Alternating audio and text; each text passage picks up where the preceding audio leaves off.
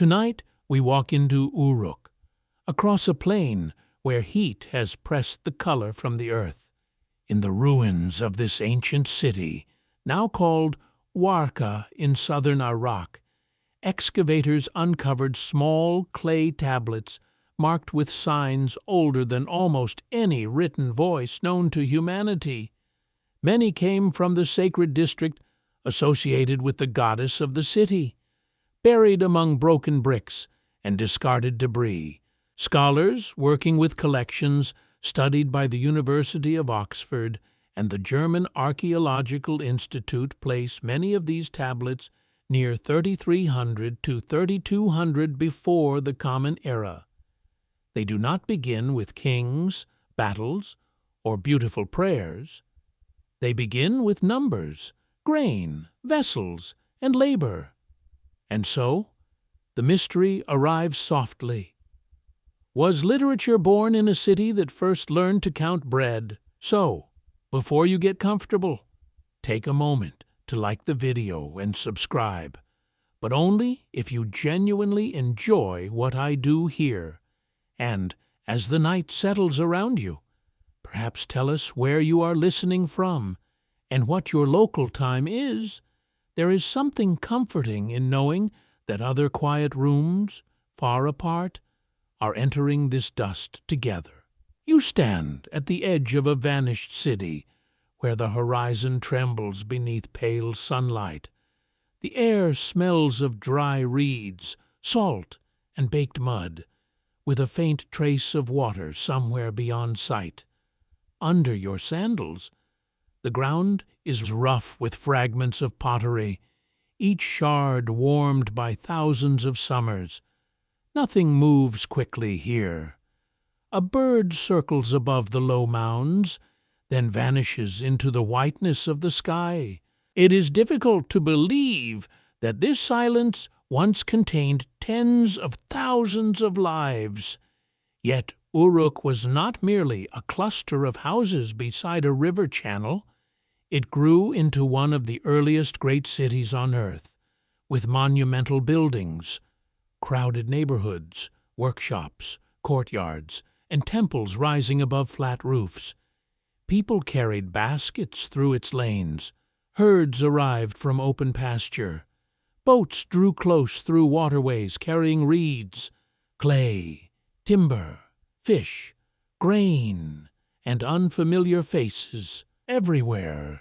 Something required remembering. In a small room near a large ceremonial complex, an official receives barley. Perhaps he is patient. Perhaps he is tired. Perhaps he has already heard 3 different explanations for why a delivery is smaller than promised. Human nature, after all, seems to have reached civilization remarkably early. He cannot trust memory alone, because grain belongs to households, workers, offerings, festivals, and authorities whose names may not even be spoken in the same way each season. So someone takes soft clay in hand. The clay is cool at first, damp and obedient beneath the fingers. A reed tip, sharpened for the task, presses shapes into its surface. There are round impressions for numbers. There are signs for goods. There are compartments dividing one account from another. No voice rises from this tablet. It contains no sorrowing hero, no lover waiting beneath moonlight, no king pleading with the gods. It is humble, almost stubbornly ordinary, yet it changes everything. At Uruk, archaeologists recovered thousands of early tablets from the closing centuries of the 4th millennium before the Common Era. Records confirm that many belonged to an administrative world, concerned with goods, allocations, livestock, fields, and work. Some tablets preserve numerical notations. Others contain signs that appear to represent commodities or institutions. The earliest written world, as it survives in clay, seems less like a library and more like an office whose shelves collapsed in a hurry. There is a gentle absurdity in this. Humanity may not first have written, "I love you," or "I fear death." It may first have written something closer to, "Someone owes 6 containers of barley." A grand beginning, perhaps, though not especially romantic. Still, you should not dismiss these plain little objects. The hands making them were attempting something astonishing. Until then, memory lived in bodies, in spoken agreements, in gestures, customs, knots, tokens, seals, and the watchful eyes of neighbors. A promise could vanish with a person. A quantity could be argued over. A command could blur with retelling. Clay offered another possibility. A mark could remain after the voice stopped. You step nearer in imagination into the shade of a wall built from sun-dried brick. A worker kneels with wet clay beside him. Light falls across his forearm and catches grains of dust upon his skin. He does not know that anyone will call this the threshold of writing. He is probably thinking about accuracy, supervision, and the irritation of correcting a badly shaped sign. Great transformations rarely announce themselves politely. They arrive as practical inconveniences. One curious detail makes the scene stranger. Many of Uruk's early tablets were not preserved as precious treasures. They were discarded, swept into refuse, or reused as filling beneath later construction. A record useful for a season could become rubbish when its account was settled. The oldest known steps toward written thought survived partly because someone no longer needed them.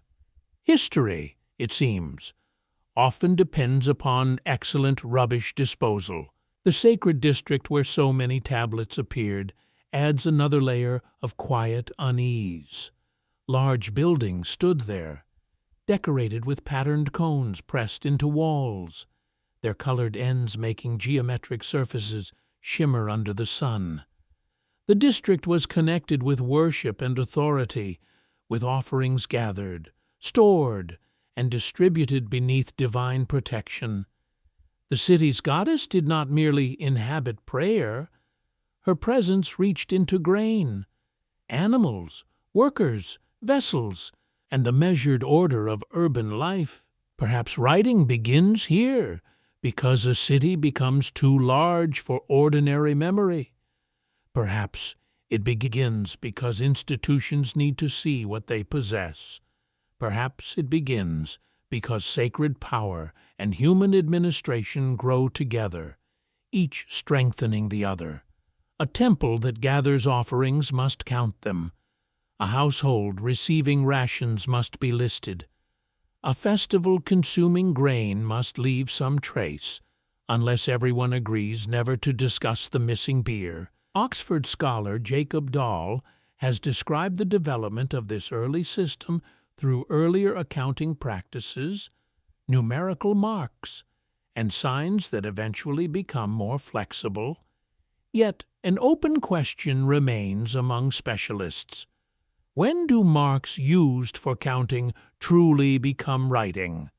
Some researchers treat these early Uruk tablets as the first writing because they record organized meaning with signs. Others are more cautious, noting that many tablets may not yet capture spoken language in a complete way. That hesitation matters. You're not looking at a single miraculous morning when someone invents literature before breakfast. You are watching an edge appear slowly, like dawn spreading through river mist. Numbers gather beside pictures.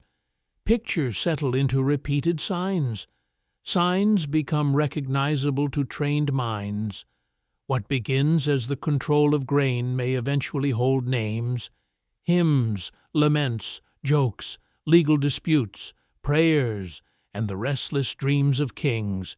But here, in the oldest clay, The voice is still faint. The sun lowers over the flat remains of Uruk. Shadows stretch from broken brickwork and fill the shallow hollows between walls. You can almost hear reeds brushing together near a vanished channel. Somewhere, an unseen hand shapes a tablet no larger than a palm. It carries no story that you can read aloud beside a fire. It carries only an arrangement of marks, practical, restrained, silent, and still something has happened. A human thought has been pressed into earth, separated from breath, and left behind. The person who made it has disappeared. The grain has disappeared. The room, the doorway, the footsteps, and the voices have dissolved into dust. Yet the mark remains, waiting patiently beneath ruined walls, while centuries pass overhead. Perhaps this is the first secret Uruk keeps from you. Literature does not need to begin with poetry. It may begin with the longing to make anything last. Your mind drifts beyond the walls that have not yet risen, into a southern landscape shaped by water.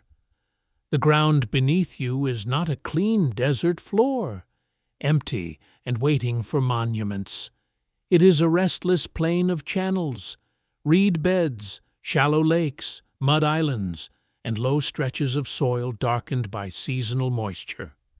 The rivers do not behave like obedient lines drawn upon a map. They bend, divide, overflow, abandon one course, then find another through glistening silt. In this place, a settlement survives by listening carefully. You hear reeds clicking softly in the warm breeze, their green stems rising higher than a standing person. Small fish disturb the brown water beside a narrow canoe. Birds settle among the marsh grasses, filling the evening with calls that vanish quickly into distance. The scent is rich and damp, with mud, smoke, fish, and the sweet dryness of stored grasses warming in the sun. Human life gathers wherever the water offers a promise. A family builds with what the plain provides. Reeds become mats, fences, baskets, roofing, and light boats. Clay becomes plaster, hearths, storage bins, and walls repaired again whenever weather tests them. A few goats shift impatiently beside a house. Fish hang drying near the doorway. Barley grows in fields where careful hands guide moisture along shallow cuts in the earth. No one calls this the beginning of a city. No one needs such a word. For generations, communities across southern Mesopotamia had lived within this difficult generosity. The land could produce abundance, yet it required attention without end. Too little water, and crops failed beneath an unforgiving sun.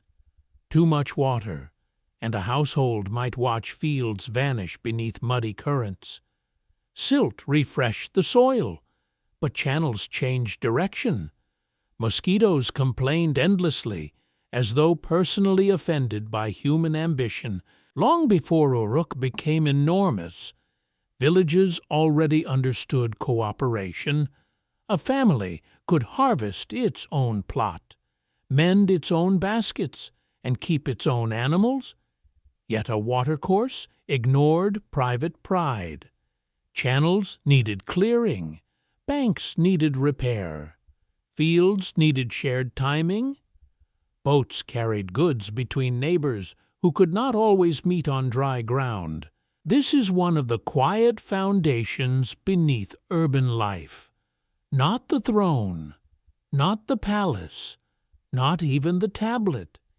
It is the practical habit of organizing together, because water leaves little room for stubborn solitude. Archaeological surveys conducted in the region by scholars connected with the University of Chicago recorded settlements spread across the ancient countryside surrounding Uruk. Their work revealed that the city did not appear in isolation, like a sudden island of brilliance. It emerged within a living landscape of older communities, shifting waterways, cultivated ground, and routes that allowed people and materials to move through the plain. You follow one such route in imagination, seated low in a narrow reed boat. The water brushes softly against its sides. A child steadies a basket filled with fish, while an older woman watches the banks for a familiar landing. The trip is not grand, though it carries the essentials of a life. Another family may receive fish, grain, woven matting, or a small painted bowl exchanged with quiet satisfaction. The villages of the earlier period shared objects whose designs traveled surprisingly far. Painted pottery associated with communities preceding Uruk has been found across a wide region, from the south toward lands beyond the rivers. These patterns suggest connections between households separated by considerable distance. People already carried styles, customs, and perhaps stories across waterways and paths. A painted bowl seems modest, yet a bowl can reveal an entire horizon of relationships. Its clay may belong to one place, its pattern to another tradition, its owner to a household that recognizes both. It rests beside a hearth, holds grain or dates, and quietly announces that life on the plain is not lonely. Even without written words, objects speak through repetition and shared understanding. A peculiar little figure sometimes appears in discussions of these early communities. Clay figurines from southern Mesopotamia occasionally show slender human bodies with unusual faces, large eyes, and pointed features that later imaginations have treated with great enthusiasm. Some modern admirers prefer mysterious visitors from the sky. Archaeologists, rather less breathless, usually see stylized ritual objects shaped by local beliefs and artistic convention. The figures remain strange enough without needing flying vehicles parked among the reeds. In a house built from mud brick, a woman kneels beside a hearth. Smoke rises in a slow blue thread and gathers beneath the roof before slipping outward.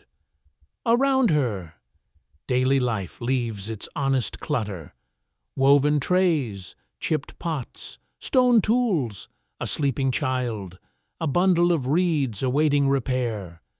The central room offers shelter from glare and wind, while smaller spaces hold food, equipment, and private moments. These houses are significant. In earlier southern communities, domestic buildings often followed organized plans with a central space and adjoining rooms. Later, monumental buildings would use arrangements that seem grander, taller, and more formal. There is an intriguing possibility here. The architecture of authority may have grown from the familiar shape of home, enlarged until a gathering place became sacred, and a household pattern became an institution. Scholars continue to weigh how much social change truly occurred during this long movement toward city life. Some describe a sharp transformation as powerful institutions drew labor, goods, and people into increasingly centralized settlements. Others suggest that many urban practices developed from arrangements already present in villages, growing larger without becoming entirely new. The soil does not settle the argument easily, because the earliest southern layers often lie buried beneath later occupation and shifting sediments. The uncertainty suits this landscape. Nothing here is fixed for very long. A bank collapses after heavy water. A reed shelter is dismantled and raised elsewhere. A field rests while another opens beside a newly useful channel. Even the paths by which people meet one another seem written lightly upon the floodplain. ready to be erased by the next season. Still, a pattern is gathering. At a small shrine, offerings are set upon a raised surface. Grain, perhaps fish, perhaps vessels filled with drink. The place is not yet surrounded by the massive ceremonial buildings that will dominate later city life. Yet it gives order to uncertainty. The harvest depends upon forces no farmer controls completely. Birth, illness, flood, drought, and sudden wind all press upon the mind. Ritual offers a rhythm, a way to place fear inside repeated actions. People meet there. They exchange news. They observe who brings abundance and who arrives with less. They notice which family commands respect, whose boats carry the largest harvest, whose relatives settle nearby. Worship and society begin to overlap gently, then firmly. A sacred place becomes a place of gathering. A gathering becomes a center. A center attracts more homes. You stand near the water as dusk softens the plain. Fires appear one by one along the banks, each flame a household, each household a small world of hunger, affection, quarrel, labor, and hope. Farther away, more fires flicker where other settlements lie hidden among reeds and low mounds.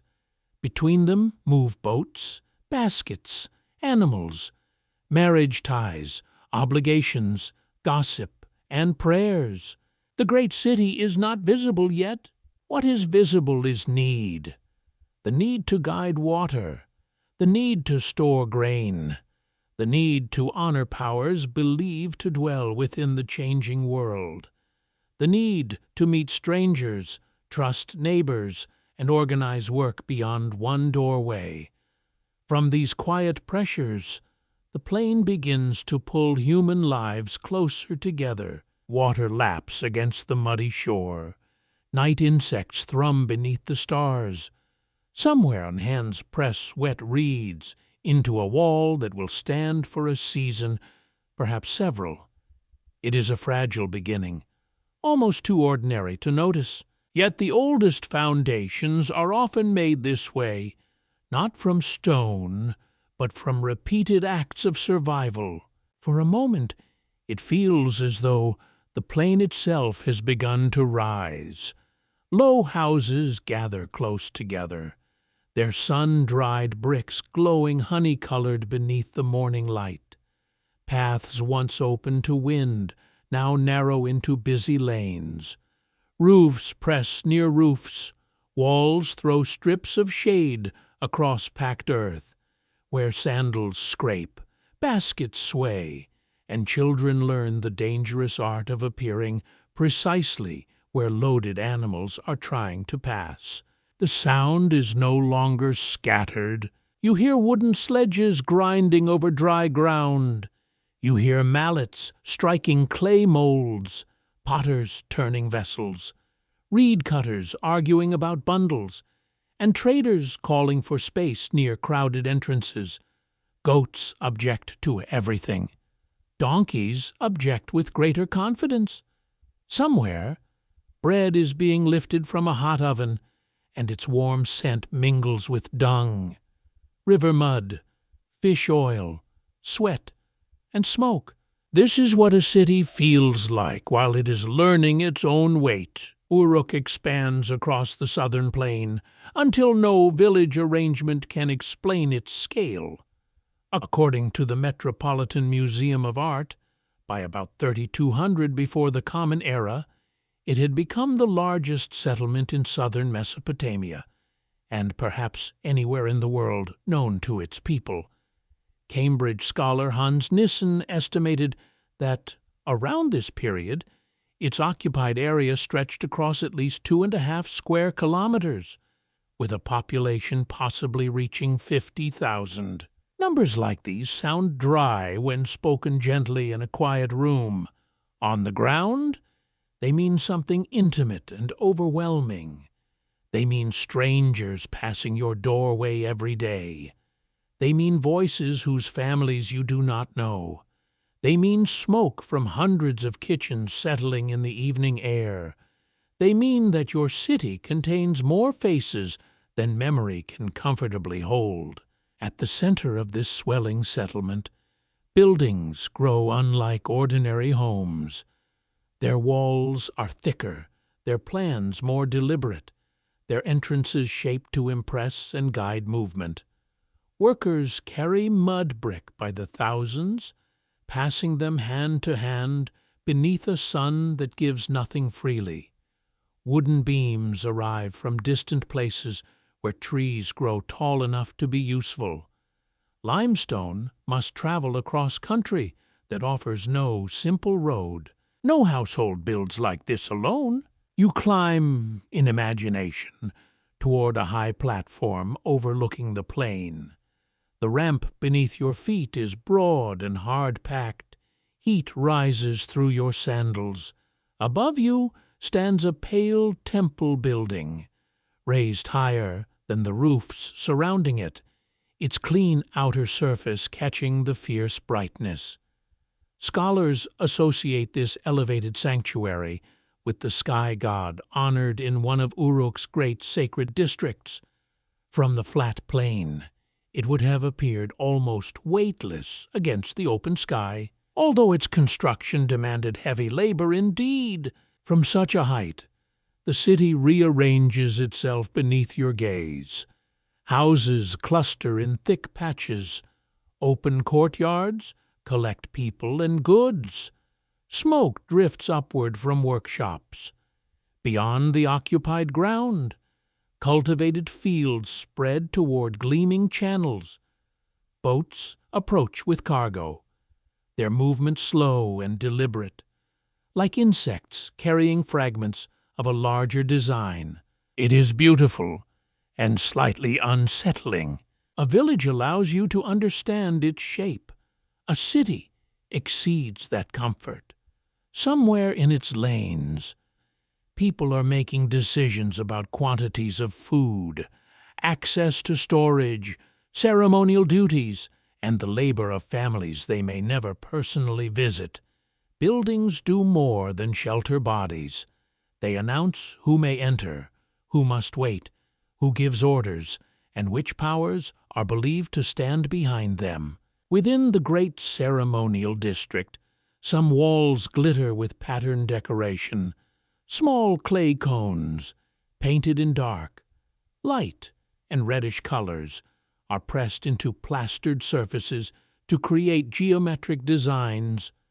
Under the sun, these mosaics do not resemble dull mud architecture. They catch the eye with an almost woven brilliance, as though enormous patterned cloths have been fixed permanently upon sacred walls. A visitor arriving from an outlying hamlet must feel the message immediately. Here, mud has become magnificence. Here, ordinary clay has been organized into beauty, scale, and authority. The materials are familiar, but their arrangement is not. The city takes humble substances and makes them speak in a new voice. There are workers everywhere. Some mix straw and clay with bare feet, their legs coated to the shin in thick brown paste. Some mold bricks and turn them into rows beneath the sun. Some haul baskets upon shoulders already scarred by repeated weight. Some smooth walls, repair platforms, prepare food, collect water, or guard storerooms from loss and opportunistic relatives. That, perhaps, is the quieter cost of splendor. Monumental buildings require organized effort from people whose names rarely survive. A temple platform may appear serene when uncovered by excavators. During its making, it is a world of aching backs, urgent instructions, spilled water, misplaced tools, dust in the eyes, and one supervisor who believes every brick should already have arrived. The city also changes work itself. A household once made many things for its own needs, with occasional exchange beyond its door. In Uruk, craft becomes concentrated and specialized. Potters produce repeated forms quickly. Weavers turn wool into cloth for wider distribution.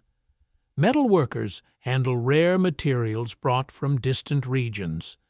Seal carvers shape tiny images that identify goods, offices, or persons with remarkable elegance. Among the objects associated with this urban world are beveled rim bowls, plain clay vessels produced in extraordinary numbers. They are not charming treasures decorated for a shelf. They are rough, practical, and almost aggressively unglamorous. Some archaeologists connect them with measured portions of food given to workers. Others suggest varied uses, including baking or offerings. Even now, the exact purpose of these bowls remains debated among specialists.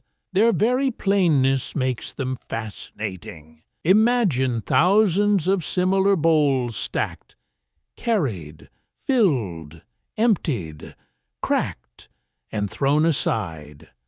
A city requires repetition. One fine painted vessel may delight the eye, but thousands of ordinary containers reveal the machinery of daily life. They whisper of rations, schedules, gatherings, construction crews, and kitchens working at a scale no small settlement could easily require. A more playful mystery lies in the decorated walls. Modern viewers sometimes look at the repeating cone patterns and see secret codes, hidden cosmic knowledge, or maps concealed in colored geometry. The idea is pleasingly theatrical, especially at bedtime. Yet the surviving evidence suggests something more human and perhaps more moving. Skilled makers discovering that even a wall of mud brick could become dazzling when patience, pattern, and collective labor were given room. Still, one question refuses to settle quietly. Were these monumental buildings truly temples in the familiar sense, devoted mainly to worship? Early excavators often treated them that way, impressed by their scale and sacred setting. More recent interpretations allow for buildings where ceremony, storage, public gathering, production, and authority may have blended together. The distinction matters because a young city may not separate religion, government, and economy as neatly as later minds prefer. You descend into the thickening streets as afternoon light leans against the walls. A man carries jars toward a courtyard. Two women shake dust from a woven cloth. A mason presses fresh plaster into a damaged corner. Near a doorway, a child rolls a lump of clay between small palms, copying the labor of adults without understanding its purpose. Overhead, the elevated sanctuary remains visible. It is more than a building. It is a fixed point in a city full of movement, an image of order raised above noise and uncertainty. Around it, Uruk draws people inward, gathers skill, gathers wealth, gathers obligation, and gathers dreams too large for a single family courtyard. The sun fades red upon patterned walls. Shadows deepen between crowded houses. Lamps appear behind openings, fragile points of flame in a settlement now vast enough to possess its own murmur. Human life has changed shape here. It has become close, organized, demanding, inventive, and difficult to escape. Beneath the high sacred buildings, a new world breathes through thousands of doorways, each one opening into the immense experiment of living together. A cool clay token rests against your palm, no larger than a fingernail. It is simple, almost disappointing at first glance, shaped like a small cone, sphere, or disk. Yet someone has made it with care. Someone has dried it, carried it, counted it, and trusted it to stand for something valuable. A measure of grain, a vessel of oil, an animal moving beneath the sun. Around you, an enclosed courtyard fills with the steady motions of distribution. Baskets arrive from storerooms. Workers step forward in patient lines. A keeper of supplies bends over containers, inspecting portions before they disappear into waiting hands. The smell of barley dust hangs in the air, dry and faintly sweet. Beer mash warms in a jar beside the wall. Wool scratches against a laborer's shoulder. Food is never merely food in a growing city. A ration may feed a worker, but it also measures a relationship. It tells who has served, who is expected to return, who belongs to a workshop, and who is attached to a powerful household. Grain becomes payment, obligation, security, and control. A bowl filled generously can calm a household. A bowl filled poorly can sour an entire evening, especially when everyone knows the storeroom is not empty. Before signs were drawn across tablets, small objects helped people keep account. Archaeologist Denise Schmant-Besserat of the University of Texas at Austin studied clay tokens found across the ancient Near East. She argued that their shapes formed an accounting system used for centuries, perhaps millennia, before writing emerged. Different forms could represent different commodities or quantities, allowing goods to be counted without speech, lasting beyond the moment. You watch an administrator gather several tokens and place them inside a hollow ball of clay. His hands turn it carefully, sealing the opening until the objects vanish within. On the outer surface, a carved seal rolls across damp clay, leaving a repeating impression. The package now carries protection. If anyone doubts what was placed inside, the shell may be broken, and its hidden counters revealed. It is an ingenious arrangement, though slightly inconvenient. To check the account, one destroys its container. This is much like opening a sealed gift only to confirm that it contains exactly what the label promised, except the gift is probably barley and nobody has written a thank you note. Soon, the outer surface begins to carry marks of its own. A token pressed into soft clay leaves an impression. The impression can announce what lies inside without requiring the shell to be shattered. Then comes a quiet realization. When a mark can represent the counter, perhaps the counter no longer needs to be trapped within the clay at all.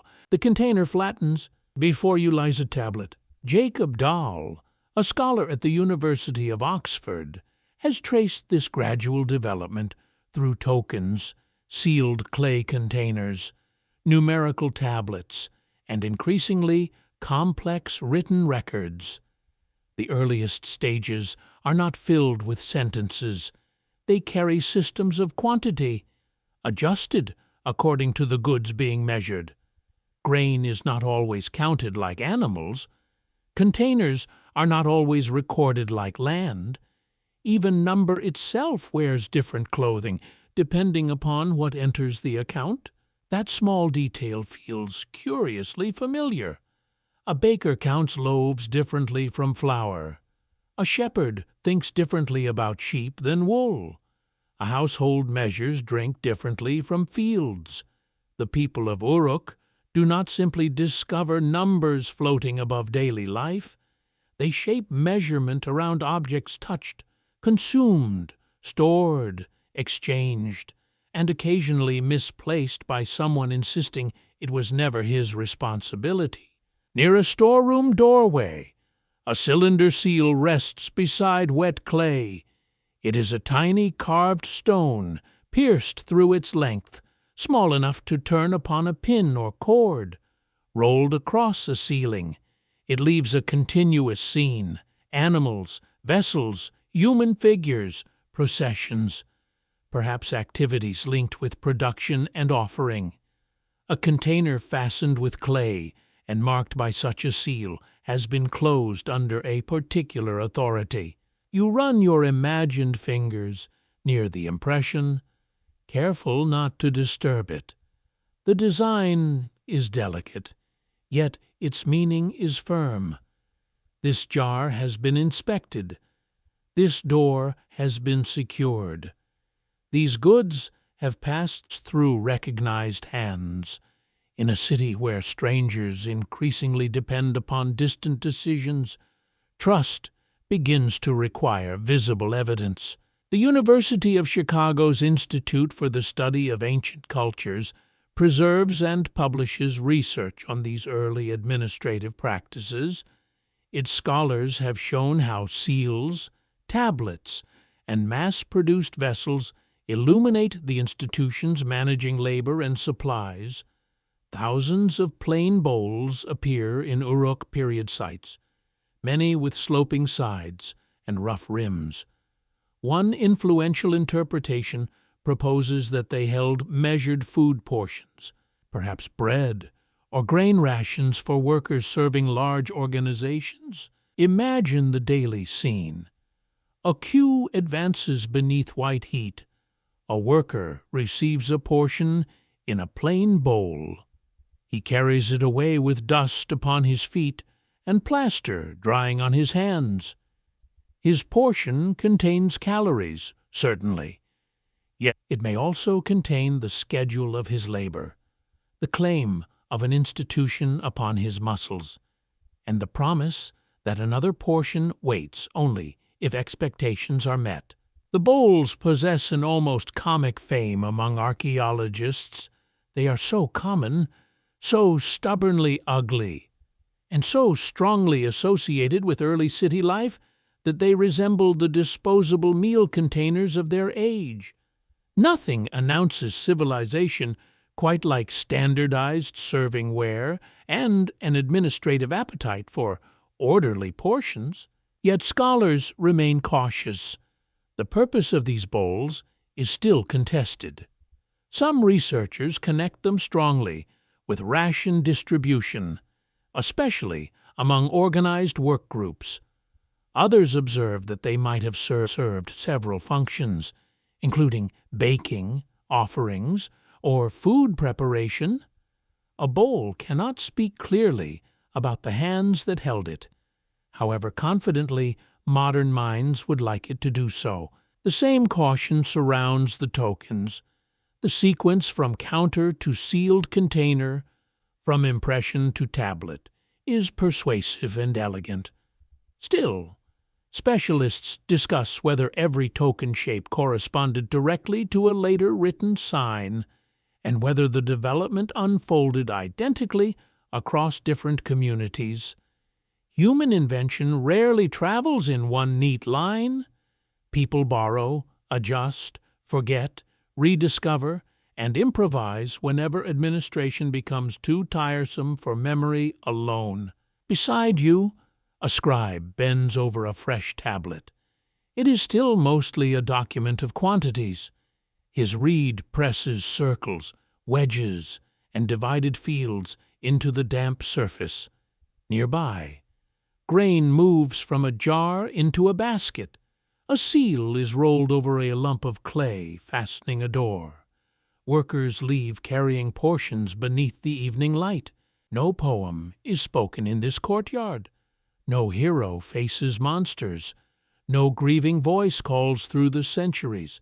Yet an intimate form of power is taking shape. Whoever records the ration can define the service. Whoever guards the account can challenge a claim. Whoever understands the signs may see the city through figures hidden from ordinary eyes, the clay tablet dries in the fading warmth. It does not praise the laborer whose supper it measures. It does not record whether he is exhausted, grateful, angry, or quietly dreaming of his own field. It preserves the portion, the number, the transaction, and the authority behind them. Writing begins with a strange bargain. Human lives become easier to organize and easier to count. The first marks do not yet reveal the soul of the city. They reveal its appetite, measured carefully in grain.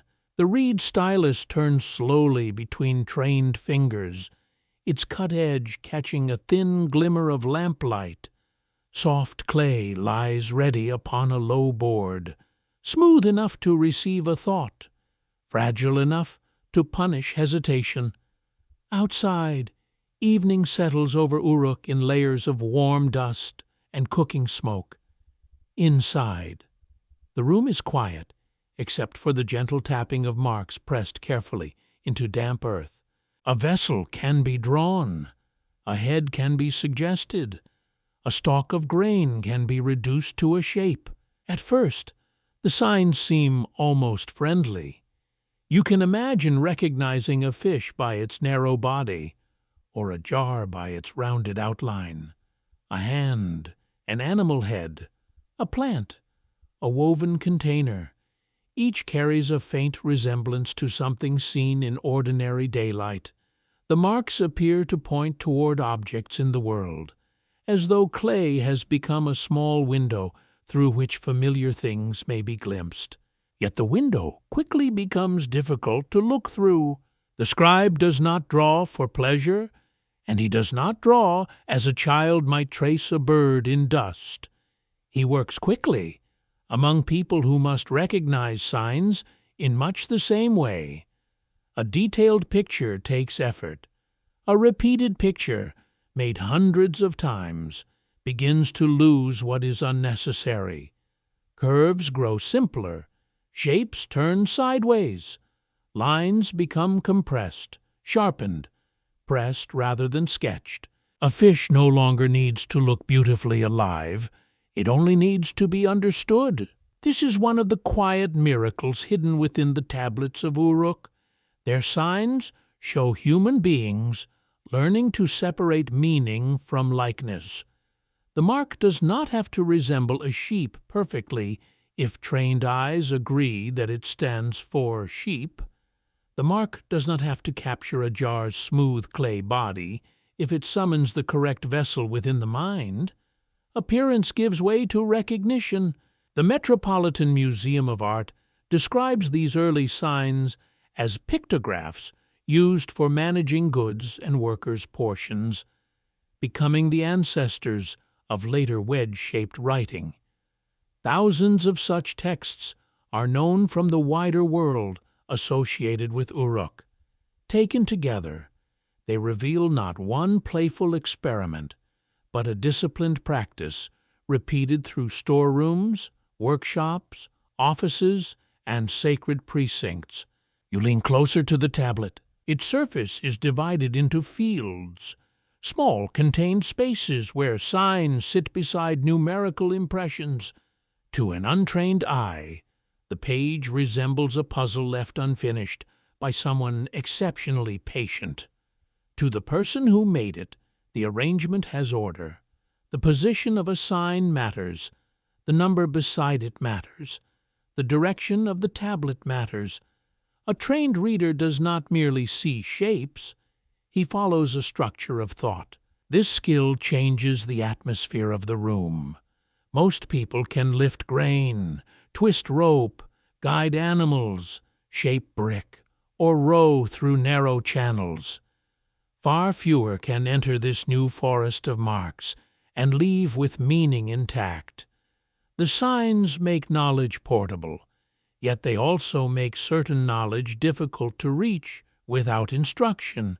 There is power in difficulty. A curious problem appears when you attempt to read these earliest signs as language. Pictures of goods are easier to recognize than spoken words. A sheep may be pictured, a container marked, a quantity counted. But how does clay preserve the sound of a personal name? How does it record an instruction, a memory, a hesitation, or a sentence whispered in anger?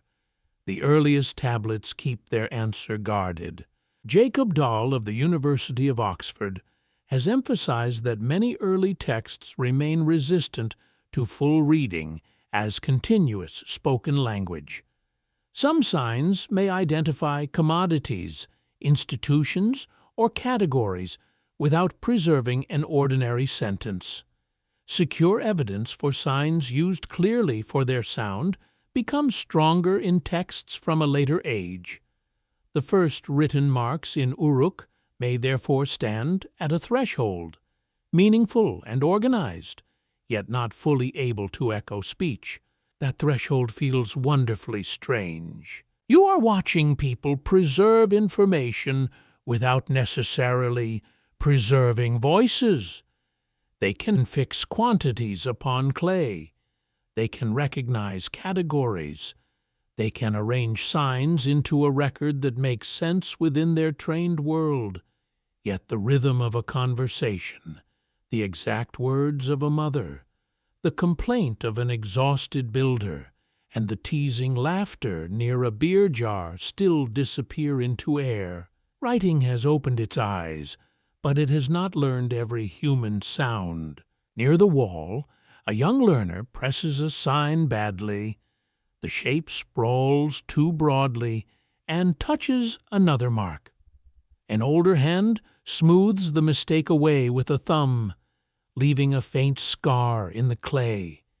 There is patience here, and embarrassment, and perhaps the small misery of being corrected while someone else is watching. Education has arrived, accompanied by all its traditional charms. Some tablets contain signs repeated in careful arrangements, as though the writer is practicing or ordering knowledge. A sign for one kind of object stands beside another, not because a delivery has occurred, but because categories themselves deserve attention. The world of cattle, vessels, fish, plants, tools, and offices is being sorted into visible order. A city that contains too much to remember begins teaching its specialists how to arrange abundance. The signs themselves acquire habits. A stylus pressed into clay does not behave like a brush upon plaster. Rounded outlines become awkward when time matters. Straight impressions become easier. The familiar wedge form associated with cuneiform will become more pronounced through generations of practice, as scribes favor pressure and angle over drawn lines. The change is partly intellectual, partly physical, shaped by the stubborn texture of clay and the simple impatience of busy hands. Even materials guide civilization. One fringe suggestion sometimes floats through modern retellings of ancient writing. Because some signs are difficult to interpret, eager observers claim they preserve secret astronomical messages, hidden machines, or knowledge delivered by visitors from beyond the sky. It is a pleasant idea for anyone who distrusts ordinary paperwork, yet the clay is already mysterious without such decorations. People are inventing a way for thought to survive its thinker. That achievement needs no visitor from the stars. An open disagreement remains among scholars, quiet but important. Should these Uruk signs be called writing in the fullest sense, or should they be treated as an earlier system designed mainly to store information? Some historians place the decisive moment wherever signs preserve stable meaning across time. Others reserve fuller confidence for systems able to represent spoken language with greater freedom. Both views begin from the same astonishing evidence. Humans at Uruk are pressing meaning into clay with increasing precision. You sit within the dim room as the final light fades from the doorway. A lamp flame trembles near the scribe's wrist. His tablet contains signs that no casual passer-by can simply understand. They are no longer drawings alone. They belong to a shared discipline, a guarded craft, and a city becoming aware that memory can be trained into shapes. Outside, night presses softly against brick walls. A dog barks somewhere among the lanes, then falls silent. The stylus descends once more, leaving a small, deliberate mark. A picture has become more than a picture. It has become a sign waiting for a mind. A narrow doorway opens onto a room cooled by shadow, where sunlight reaches only the nearest wall. Inside, clay waits beneath damp cloths, arranged beside reeds trimmed into useful points. A shallow dish contains water for smoothing errors away. Along one bench, tablets lie drying in ordered rows, their surfaces carrying signs whose meaning belongs to trained eyes. You smell wet earth and lamp oil. A man sits cross-legged near the wall, his shoulders slightly bent from patient work. He does not wear a crown, command a procession, or stand above the city on a platform. His authority is quieter than that. He can read marks most people cannot read. He can shape records that outlast spoken promises. He can place a worker, a vessel, a field, or an official into the ordered memory of Uruk. No tablet preserves the private thoughts of these earliest specialists. Their names remain uncertain, their voices entirely lost, and their daily routines must be gathered from objects. Yet their work appears everywhere within the city's surviving traces. Goods are registered, offices are recognized, animals are grouped, places are placed into sequence. Human society begins to look strangely neat upon clay, even while ordinary life remains gloriously unwilling to behave neatly. A senior writer reaches for a small tablet and gestures toward a learner seated nearby. The learner holds the stylus too tightly, leaving marks deeper than necessary. A sign intended to be balanced appears crowded and clumsy. The older man makes a quiet sound of disapproval, not angry, merely experienced. The student tries again, perhaps discovering that writing is less like magic and more like repeating a difficult hand movement until criticism becomes slightly less frequent. That simple exchange may have happened thousands of times. Among the earliest tablets connected with Uruk are lists that do not merely record a delivery or portion. They arrange signs according to categories, occupations, animals, vessels, plants, places, and objects of production.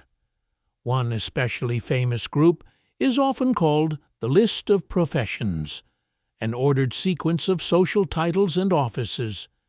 Copies of this arrangement survived in considerable numbers, showing that the ordering of human roles mattered deeply to those shaping written knowledge.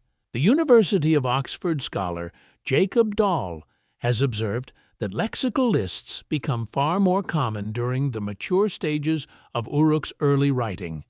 Their spread appears connected with the stabilization of signs and the practical need for common habits among writers. A sign cannot manage a city reliably when every hand shapes it according to private inspiration.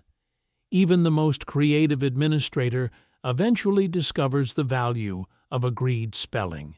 You look over the learner's shoulder. His tablet is not a personal diary. It does not reveal whether he enjoys the work, resents his teacher, or longs to slip outdoors beside the river channel. Instead, It offers a row of signs. One category follows another. The act seems dry, yet it contains a remarkable shift. Knowledge is no longer only used in a moment of exchange. It is collected, sorted, rehearsed, and kept ready for use. A list teaches more than signs. It teaches a vision of the world. There are people who supervise. There are people who produce. There are people attached to livestock, fields, vessels, storage, ceremony, and distribution. A student memorizing professional titles is not only learning how to form marks in clay, he is absorbing the social arrangement that gives those marks purpose. He learns where importance is placed. He learns which roles deserve listing. He learns that order can be made visible. In a nearby courtyard, wool is being weighed and transferred into baskets. In another building, vessels are being counted under attentive supervision. Elsewhere, animals arrive coated with dust, difficult to keep still and rather unimpressed by administrative ideals.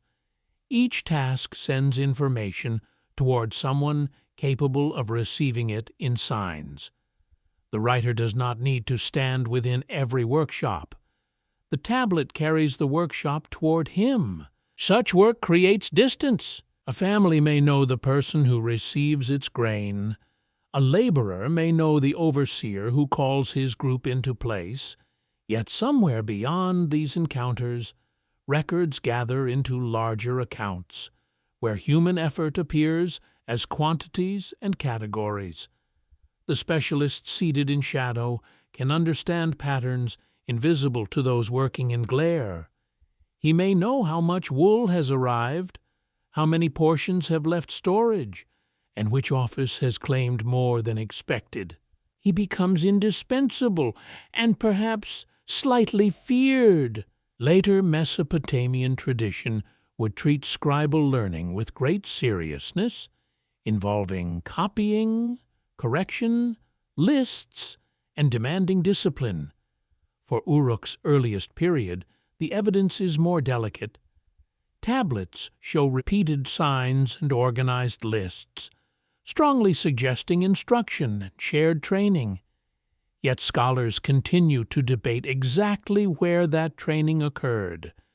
There may have been formal teaching spaces, instruction attached to institutions, or skilled practitioners guiding learners within working rooms. The clay reveals practice, but not a schoolroom door with a helpful sign outside. A charming modern fantasy imagines the first scribes as secret guardians of forbidden wisdom, murmuring hidden truths over candlelit tablets. The truth is more gently amusing. Much of their hidden wisdom concerns containers, animal groups, measures of produce, and ranked occupations. If they possessed forbidden knowledge, it was very possibly the forbidden knowledge of whose barley totals did not balance. Even so, a private world begins to form around their craft. The writer knows which clay holds moisture well enough to accept clear impressions. He knows the angle that produces a clean mark. He recognizes signs made by another practiced hand. He understands that a tablet shaped carelessly may dry unevenly, crack at the edge, or become difficult to store. Skill settles into his fingers so fully that thought and movement begin to join. The city depends upon those fingers. A tablet is brought in from a distribution room, its signs rough but usable. The seated specialist studies it, then creates a cleaner summary upon fresh clay. Separate entries now belong within a larger account. What appeared as scattered portions becomes a total. What appeared as individual deliveries becomes the output of a workshop, the demand of a ceremony, or the burden carried by an institution. You hear the slight press of reed against clay, repeated with almost soothing regularity. A mark, a pause, another mark. Damp surfaces gleam faintly under the lamp. The room feels still, but it is connected to every loud place in Uruk, to dusty fields, crowded storerooms, weaving rooms heavy with fibers, docks wet with river mud, and courtyards where workers wait for portions. The writer does not merely record the city, he gathers it under his hand. The restless variety of urban life is folded into surfaces that can be carried, compared, stored, questioned, and taught. His clay holds no flowing story yet, no carefully shaped tale of sorrow or courage. Still, the habit required for literature is quietly present. Attention, repetition, selection. The belief that marks can preserve a world once living mouths fall silent. Night has deepened outside the doorway. Insects call softly beyond the brick walls, and the warmth of the day lingers within the floor. The learner sets aside a tablet with unusual care. It bears signs he has copied successfully, perhaps for the first time, without correction. The teacher lifts it, examines it, and gives the smallest nod. In that shadowed room no celebration follows. There is only another piece of clay, another trimmed reed, and another patient attempt to hold the immense city steady through signs. Incense curls upward in the warm stillness, carrying the scent of resin across a paved court.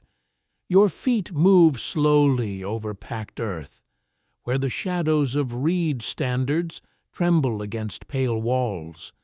Near an entrance, vessels have been arranged with unusual care. Fruit, grain, wool, and drink wait beneath watchful eyes, no longer ordinary supplies, but gifts placed within the presence of a goddess. Her name is Inanna. To the people of Uruk, she is not a distant figure resting politely in the heavens. She belongs to the city's pulse, its fertility, its desire, its conflict, its abundance, and its dangerous unpredictability. Her sacred precinct stands among the most commanding spaces of the settlement, a place where architecture, ceremony, food, labor, and authority meet beneath the brilliance of the southern sky. The courtyard is busy, though no one moves carelessly. A man steadies a tall jar against his chest. Another adjusts a basket filled with produce. Women carry woven cloth folded carefully over their arms. Attendants examine containers before they approach the entrance. Even the animals seem gathered into the occasion, their bodies groomed, their movement guided with firm hands.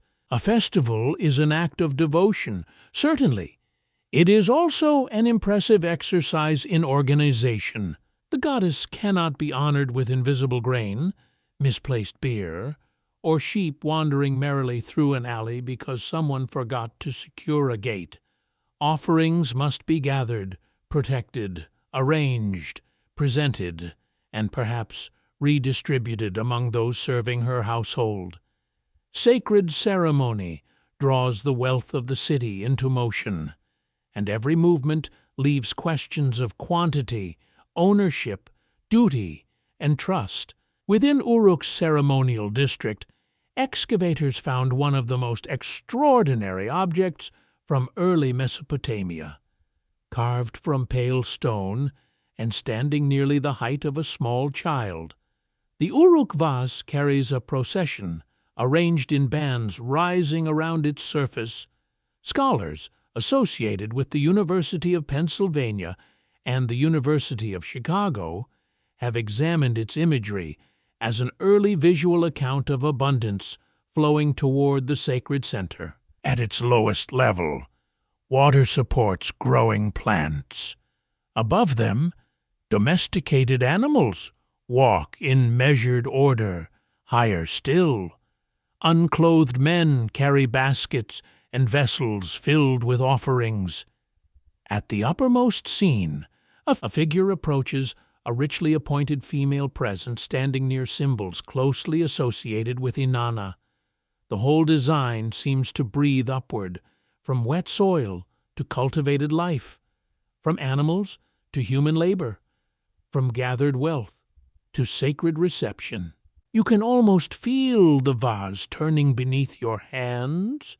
It does not show a chaotic crowd pressing toward a doorway. It shows arrangement, rhythm, and hierarchy. Water nourishes plants. Plants and land sustain animals. Human bodies carry the harvest. The sacred presence receives the city's abundance. Nothing is placed randomly. The world appears ordered around giving. This is not simply decoration. A carved image can teach without speaking. It tells those who see it that prosperity does not arrive alone, without obligation. The grain in a basket belongs within a relationship, stretching from river water to divine favor. The person who brings the offering participates in an order larger than private hunger. The institution receiving it can present itself not as greedy, but as necessary, guarding the bond between humanity and the powers believed to sustain life. There is even a tender imperfection in this magnificent object. The great vase shows signs of repair made in antiquity. At some moment, perhaps during movement, ceremony, neglect, or an especially unfortunate afternoon, it was damaged rather than discarded. People repaired it and kept it meaningful. Even sacred splendor, it appears, occasionally meets the ancient equivalent of someone saying, very quietly, "Do not tell the supervisor." The figure at the summit of the carved procession has invited generations of interpretation. She may represent Inanna herself, receiving the offerings of the city. She may be a human priestly representative standing within the goddess's sacred space.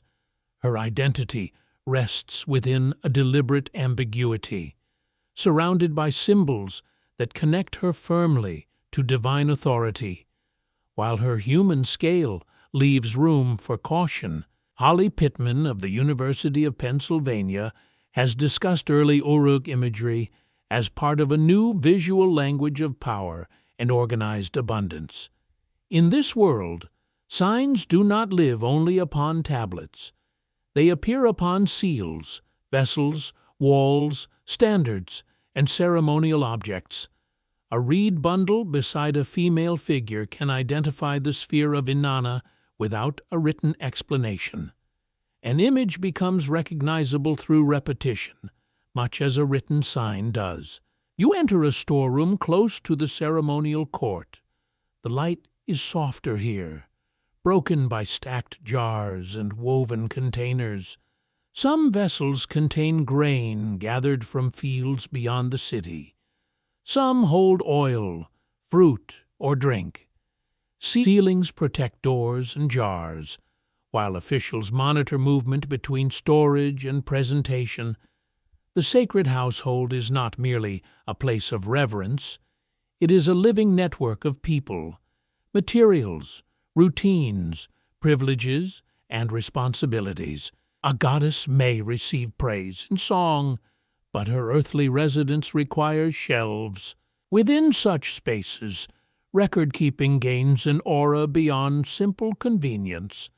A quantity of grain delivered to Inanna's precinct is not merely a practical entry. It can be an offering, a duty, a marker of belonging, and evidence that sacred order has been maintained. A vessel counted properly satisfies human supervisors, and perhaps, more importantly, to anxious minds, avoids displeasing powers associated with life's uncertain gifts. Outside, music begins softly. A drum beat carries through the courtyard, low and steady, accompanied by hands clapping in a measured pattern. The scent of warmed beer and crushed herbs drifts through the gathering. Processions in ancient cities do not require everyone to understand their deepest meaning. They require people to feel the movement, see the gifts, observe the sacred entrance, and recognize that the city possesses a center. What ceremony took place here remains unsettled.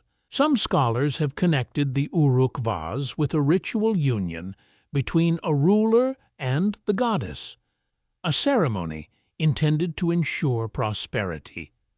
Others argue that the image need not represent such a specific event, and may instead portray the presentation of offerings to Inanna or to her human representative. Still others emphasize that early images can hold several meanings at once, especially when political authority seeks shelter beneath sacred symbolism. The silence of the vase protects its secret, yet you do not need a final answer to sense what it reveals. Uruk's sacred life is not separated from its fields, workshops, herds, and stores. The goddess's precinct gathers the visible products of human labor and returns them transformed into meaning. A basket of produce becomes devotion, a procession becomes order, a seal becomes assurance, a counted offering becomes proof that the city has honored its obligations beneath an uncertain sky. Dusk lowers over the ceremonial court. Lamps flicker beside the entrance, and the pale stone of the carved vase catches their unsteady light. Faces pass through shadow, carrying gifts toward a presence that cannot be touched easily, defined clearly, or ignored safely. You hear the drumbeat soften. Inanna remains near the heart of Uruk, not only as a goddess receiving offerings, but as a reason the city gathers its abundance, names its duties, and makes order visible. Beneath her silent gaze, human beings learn that power is most enduring when it appears sacred, and that memory becomes stronger when placed in the service of something believed to be eternal. A tablet lies on a reed mat, its face divided into narrow compartments. It records no arrival of barley, no portion handed to a waiting worker, no jar secured behind a sealed door. Instead, its signs stand together because someone has decided they belong together. Fish beside fish, vessels beside vessels, cities placed in careful sequence, animals gathered into a small clay pasture that no hoof can disturb. The room carries the scent of damp clay and crushed reeds. A breeze enters through the doorway, moving dust across the floor in a thin golden veil. Several writers sit without speaking, each studying a tablet whose marks are arranged with deliberate restraint. Their task is no longer merely to capture an event. They are attempting to capture the order beneath events. A city contains far too much. There are sheep with different uses, animals of different ages, vessels shaped for different substances, textiles woven for different bodies, and fields known by different responsibilities. There are offices, tools, workshops, cultivated plants, birds from the marshes, fish from channels, and settlements connected by journeys through water and dust. Every object enters human life, carrying distinctions that matter greatly to someone. A goat is not a sheep. A basket is not a jar. A fishing net is not a woven cloth. Such differences appear obvious while things rest in front of you. Once transformed into signs, they demand a sharper discipline. Which mark represents the broad group, and which identifies a particular kind? Which order should a learner memorize? Which forms belong together, and which deserve separation? The humble tablet begins asking questions that reach beyond accounting. It asks how the world should be arranged. Among the archaic tablets from Uruk are thematic lists devoted to animals, fish, birds, vessels, textiles, plants, places, and official roles. Research preserved through the Cuneiform Digital Library Initiative shows that these lists formed a significant part of the earliest written tradition. Some list types were copied repeatedly, suggesting that they mattered to generations of trained writers, not merely to one unusually organized clerk. You watch a learner copy signs for creatures associated with water. His reed pauses, then descends carefully. He has seen fish laid out beside boats, gleaming in the hot morning sun. He has smelled them drying outside houses. Yet the tablet does not preserve slippery bodies, silver scales, or the sharp scent of the marsh. It preserves distinctions. One sign follows another, drawing boundaries through a world that refuses to remain still. The same patience governs lists of vessels. Somewhere in Uruk, jars stand in storerooms, bowls pass through kitchens, and tall containers carry drink toward gatherings. Their forms differ because their purposes differ. A specialist needs to recognize each shape, each name, each expected use. A clay list removes these objects from shelves and gathers them in the mind, where they can be rehearsed without lifting a single heavy jar. This is a quieter revolution than monumental building, but perhaps a deeper one. Walls organize bodies in space. Lists organize meanings in thought. At another bench, a tablet names settlements and regions known through routes of exchange and responsibility.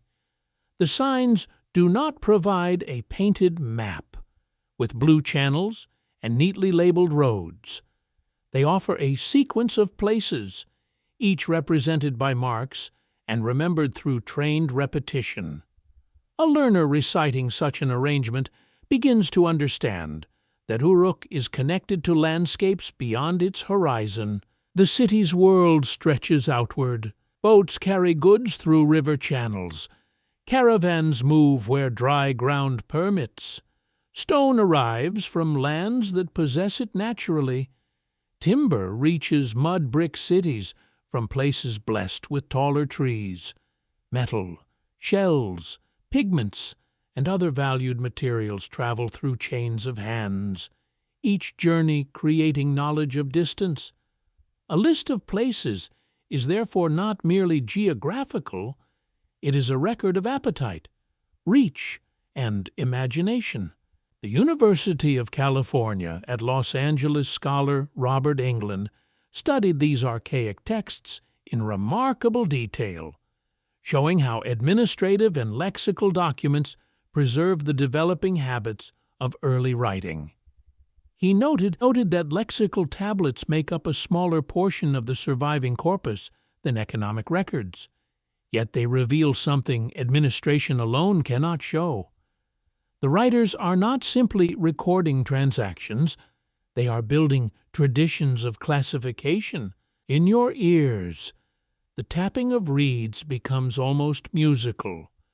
One mark identifies a bird, another places a vessel within its proper family, another points toward a distant settlement whose people may speak differently, dress differently, or bargain with exhausting determination.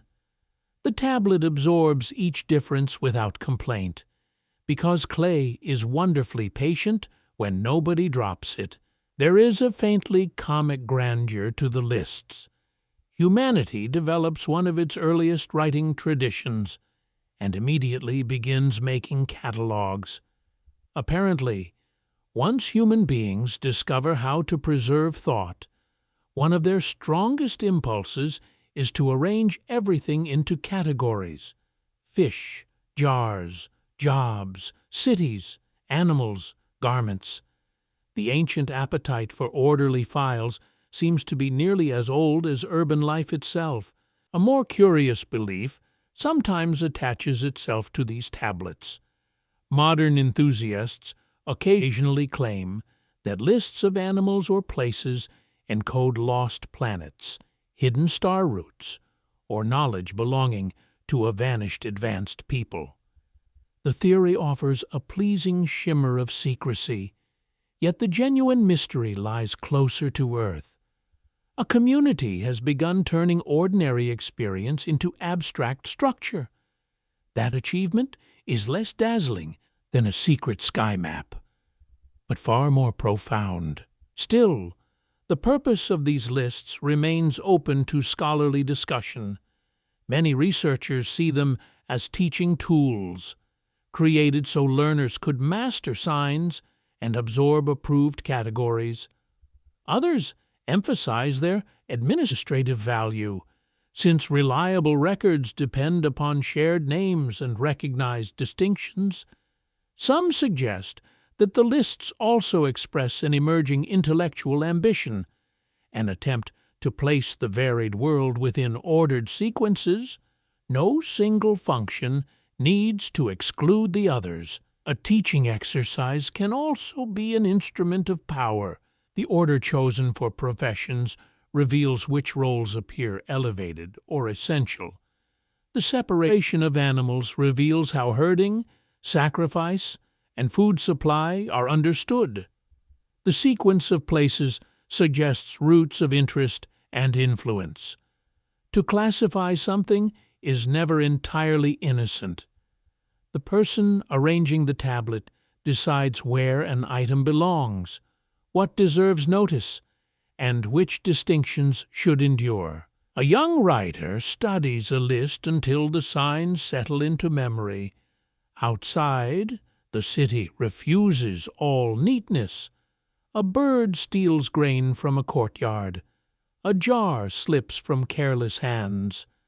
A donkey stands stubbornly across a passage, resisting both persuasion and civic order. Yet within the tablet, the city is calmer. Everything occupies a place. Each mark belongs within a pattern. You sit in the shaded room as late sunlight reaches across the floor. The tablets are small, but the system contained upon them is immense. Uruk is learning to store not only goods and obligations, but categories, relationships, and the outlines of a known world. The clay does not tell a story yet. It does something almost as powerful. It prepares a world in which stories can be recognized, remembered, ordered, and eventually given names. Wax smoke drifts through the writing room, softening the sharp scent of damp clay. A lamp burns beside a low bench, making the tablet surfaces gleam like small patches of moonlit ground. One writer is no longer recording goods arriving through a doorway. His signs have been arranged with a different intention, less practical at first glance, and therefore more difficult to explain. The tablet is small enough to hold easily, yet it does not behave like an ordinary account. Its marks do not clearly answer the questions expected in a storeroom. How much arrived? Who received it? Which container was sealed? Instead, the signs draw the eye through unusual combinations, repeated patterns, and categories whose purpose seems to exceed immediate need. You feel a change in the room. For writing to become literature, it must eventually do more than guard property. It must preserve something invisible: praise, fear, wonder, insult, longing, divine presence, or the unsettling knowledge that human life ends. Such things cannot be weighed like grain. They do not stand patiently in baskets. They resist measurement, which may be why they take longer to enter clay. Still, the human mind rarely remains satisfied with records alone. A learner copies a line of signs from a tablet placed before him. The work demands attention, but also memory. He must know not only how a sign looks, but why it belongs beside another sign. At times, the arrangement is predictable. At other times, the sequence seems almost playful, a pattern of associations perhaps understood within the teaching tradition, though not obvious to eyes separated from it by thousands of years. Early writing already contains puzzles. Scholars studying proto-cuneiform tablets from Uruk have identified texts that are neither simple receipts nor straightforward accounts. Robert Englund, whose research at the University of California at Los Angeles transformed the study of these earliest documents, examined lexical compositions preserved in multiple copies. Their repeated forms suggest that writers were transmitting established knowledge, training one another within a disciplined tradition that valued more than daily transactions. A copied text carries memory differently from an account. An account may become useless once the grain has been distributed and the containers are empty. A teaching composition remains useful because it can be copied again. Its purpose rests not only in what it says, but in its ability to reproduce skill. One tablet leads to another. One hand imitates another. A sequence survives because generations decide that it deserves repeating. That decision is quietly important. Literature does not emerge only when someone creates a beautiful story. It also requires a culture prepared to preserve words, signs, arrangements, and valued patterns beyond immediate use. It needs learners willing to copy. It needs teachers willing to correct. It needs people who believe that certain combinations of signs should return again, even when no ration depends upon them. At the edge of the room, a young writer has been given a tablet containing a difficult sequence. His brow tightens in concentration. The clay beneath his stylus gathers shallow scars where he hesitates, smooths, and presses again. Perhaps the tablet contains terms connected with ritual materials, rare objects, or offices not encountered every day. Perhaps the challenge lies simply in remembering an accepted order whose logic belongs to tradition. He makes one mark incorrectly. A teacher notices immediately. There is nothing like the silent attention of an instructor to transform a tiny clay error into a catastrophe of personal dignity. The young writer corrects it, shoulders stiff, while the lamp continues its patient flickering. The moment is gentle, ordinary, and deeply human. Knowledge survives partly because embarrassment encourages accuracy. Some surviving early tablets have attracted particular curiosity because their arrangements are difficult to classify. One composition is sometimes called the tribute list. Although its full meaning is uncertain, its signs may concern goods and places connected with presentation or collection. Yet its repeated transmission gives it a character beyond a single transaction. Such texts stand in a misty region between practical record and inherited composition. They are not poems in any secure sense, yet they reveal the appetite for fixed order becoming richer. A tablet can now preserve a patterned sequence because the sequence itself matters.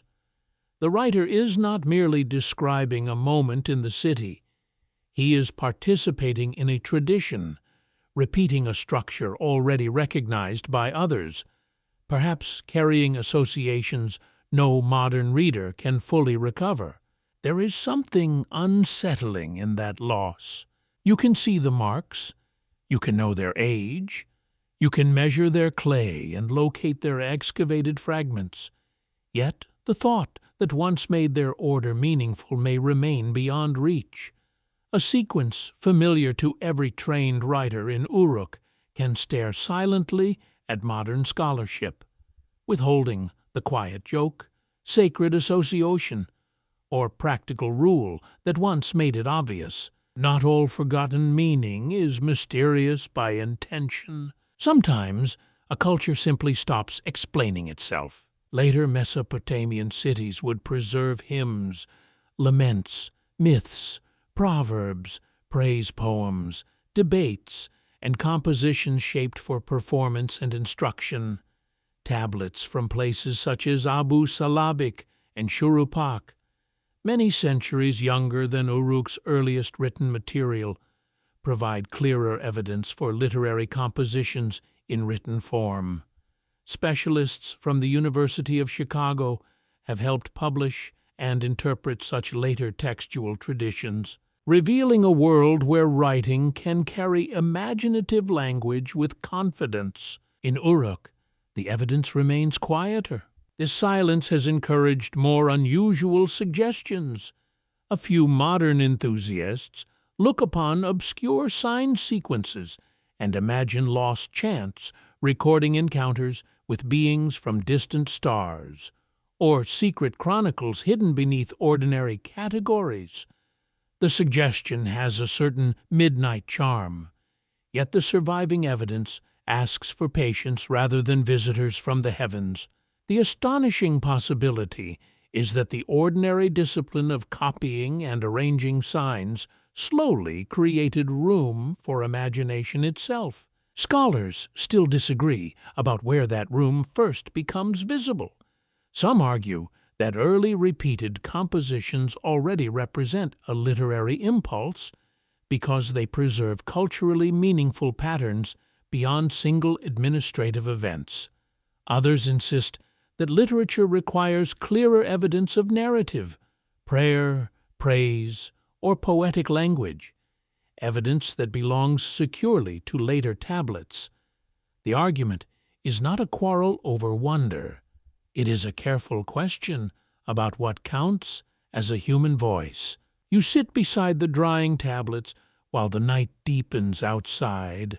Beyond the doorway, the city gives off its low evening sounds, a cough in a nearby house, a vessel placed on a floor, distant laughter fading into silence. These sounds vanish almost immediately. No tablet catches them, no sign preserves their exact warmth. Within the room, however, certain patterns remain. A writer has copied something because it matters enough to copy. Another will study it. Another may shape the same sequence with a steadier hand. Meaning begins to move through time, not only as obligation, but as inherited arrangement, as remembered form, as the faint possibility that marks might one day carry the full inward life of those who press them. The lamp flame bends gently in a draught. Upon the clay, signs sit in quiet rows, neither mere numbers nor fully speaking voices. They occupy the uncertain ground between administration and imagination, between what a city must remember and what a human being may wish never to lose. In that narrow space, literature is not yet heard, but the silence has begun to listen. Cold air gathers along the base of a vast brick wall, carrying the faint scent of dust and river moisture. You walk beside its shadow as dawn spreads across the plain, touching every uneven surface with pale gold. The wall is broader than a household, longer than the eye can comfortably follow, and heavy with an idea that no ordinary dwelling needs to express. This city expects danger. A wall does not merely block an enemy, it gives shape to belonging. Within its circuit lie courtyards, shrines, storehouses, ovens, workshops, gardens, quarrels, songs, and sleeping families. Beyond it lie fields, roads, rival powers, and the uncertainty of open ground.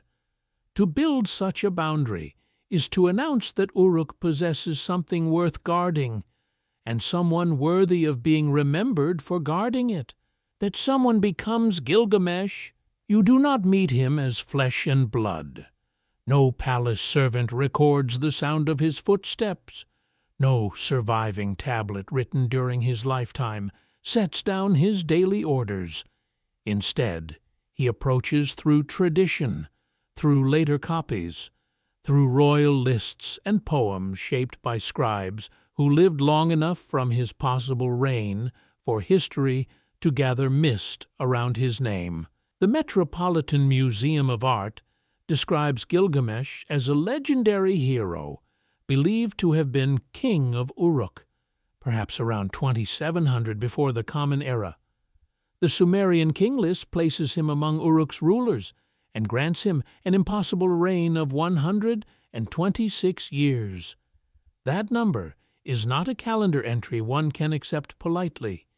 It is the language of remembered greatness, stretching a man until he begins to stand among figures larger than life. He stands beside the wall. A later inscription credits Gilgamesh with building Uruk's defenses. Whether he truly ordered their first construction, repaired older fortifications, or was attached to them by tradition remains uncertain, yet the association is deeply revealing. When later people imagined the king who embodied Uruk, they imagined him not simply upon a throne, but beside its bricks, connected to the physical boundary protecting human life from whatever gathered outside. Run your fingers across the baked surface. The bricks are ordinary in material, formed from the soil beneath every footstep, yet repeated by thousands. Aligned through exhausting labor, they become something astonishing. So does Gilgamesh, a possible ruler, remembered in fragments, grows through repetition. Each retelling adds strength. Each copy presses his outline more firmly into cultural memory, until he becomes not merely a king of Uruk, but the man whose heart cannot accept the limits placed upon all people. The earliest surviving poems about him appear in the Sumerian language many centuries from the age in which he may have lived. They are separate compositions, each preserving a different encounter. Gilgamesh confronts rivals. He challenges fearful distances. He becomes entangled with divine powers and heroic companions. His city remains close behind him, not merely as scenery, but as the place giving his strength a name. One poem presents a particularly earthly tension. A ruler from Kish sends demands to Uruk. The people face pressure from a stronger power, and Gilgamesh refuses submission. Assemblies are consulted, courage is gathered, and the city's wall becomes the stage upon which independence is imagined. The poem may preserve an echo of early political struggle, or it may reshape memory into a heroic lesson. The clay allows both possibilities to linger. Scholars continue to debate whether such stories contain recoverable traces of actual conflicts between Uruk and Kish. Some see distant historical shadows preserved inside the poetry. Others warn that heroic literature arranges the past according to meaning, not according to a modern demand for accurate reporting. A city under threat makes a powerful tale, even when the exact enemy has long vanished into dust. You climb in imagination to the upper course of the wall. Wind moves across the height, cooler than the streets below. Beneath you, Uruk stretches into a maze of roofs and courts, with smoke drifting above cooking fires. A gate opens briefly to admit people arriving from open country. Someone below calls to a companion. A dog begins barking with the conviction that it alone is responsible for the city's security. This is the city Gilgamesh inherits in literature. He is magnificent, but he is not gentle. In the fuller epic shaped in the Babylonian tradition, he begins as a ruler whose overwhelming strength presses painfully upon his own people. The king is not offered as a comfortable statue of virtue. His greatness is restless, excessive, and dangerous. Uruk requires protection from the outside, yet its inhabitants also require relief from the force seated at its center. Then Enkidu enters the tale. He is fashioned outside civilized life, a wild companion, strong enough to meet the king as an equal. Through struggle comes friendship, and through friendship comes the widening of Gilgamesh's inner world. Together they seek renown in distant danger. They confront the guardian of the cedar forest. They face the bull of heaven. Victory gathers around them, bright and intoxicating, until death takes Enkidu and leaves the king stripped of the confidence that strength once provided. The wall cannot protect him from grief. The city's heroic ruler now wanders away from its ordered bricks, frightened by the end awaiting every human body. His journey is no longer simply the appetite of a powerful man seeking fame. It becomes the frightened search of someone who has looked upon a beloved companion lying still and understood that his own strength is temporary. This is where Uruk becomes inseparable from literature. The city gives the story its first confidence and its final wisdom. Gilgamesh begins surrounded by human achievement, by walls shaped through command and labor. He leaves because no construction can settle his fear of death. He returns when he understands that mortality does not make human work meaningless. It makes the wall, the street, the friendship, and the remembered name painfully precious. A peculiar modern excitement appeared in 2003 when reports suggested that remote sensing might have identified a possible burial setting connected with Gilgamesh beneath an ancient river course near Uruk. The idea drew attention because one later tradition imagined the king buried beneath diverted waters. No confirmed tomb of Gilgamesh emerged from that speculation. Still, the image is wonderfully fitting. A hero hidden under the very landscape his legend refuses to leave. You descend from the wall as sunset turns its bricks the color of embers. The king remains impossible to hold completely. Perhaps there was once a ruler whose building works impressed generations. Perhaps political memory gathered around his name. Perhaps singers and scribes slowly transformed him into the vessel for humanity's oldest questions about friendship, power, fame, and death. The city around him is equally transformed. Uruk is no longer only a settlement known through ruined brick and scattered tablets. In the story of Gilgamesh, it becomes a home to be left, mourned, and rediscovered. Its wall becomes the answer a mortal king can offer to eternity, not endless life, but a work others may touch and remember. Night settles over the brickwork. Your hand rests upon its rough surface, still warm from the departed sun. Somewhere within the darkness of human memory, a king returns from wandering, looks upon the city he once ruled, and finally sees what it means. Not immortality, something gentler, made of clay, labor, and remembrance. The clay in your hand has changed color with age. settling into the warm brown of fired earth. It bears signs arranged in measured lines, each one shaped by a person who expected another trained reader to understand. The tablet feels intimate, almost like a folded letter. Yet the voice you hope to hear from Uruk remains strangely difficult to summon. The city gave writing an early home. That truth is powerful, but it is not identical to saying that literature was born there in a form you could recognize. A system may record goods long before it records grief. It may preserve titles long before it preserves a song. It may know the names of vessels, offices, animals, and offerings, while still leaving the inner world of human longing outside its reach. You sit beneath a reed roof as evening air enters softly through an opening. Clay tablets lie around you, some thick and practical, others shaped carefully enough to invite hope.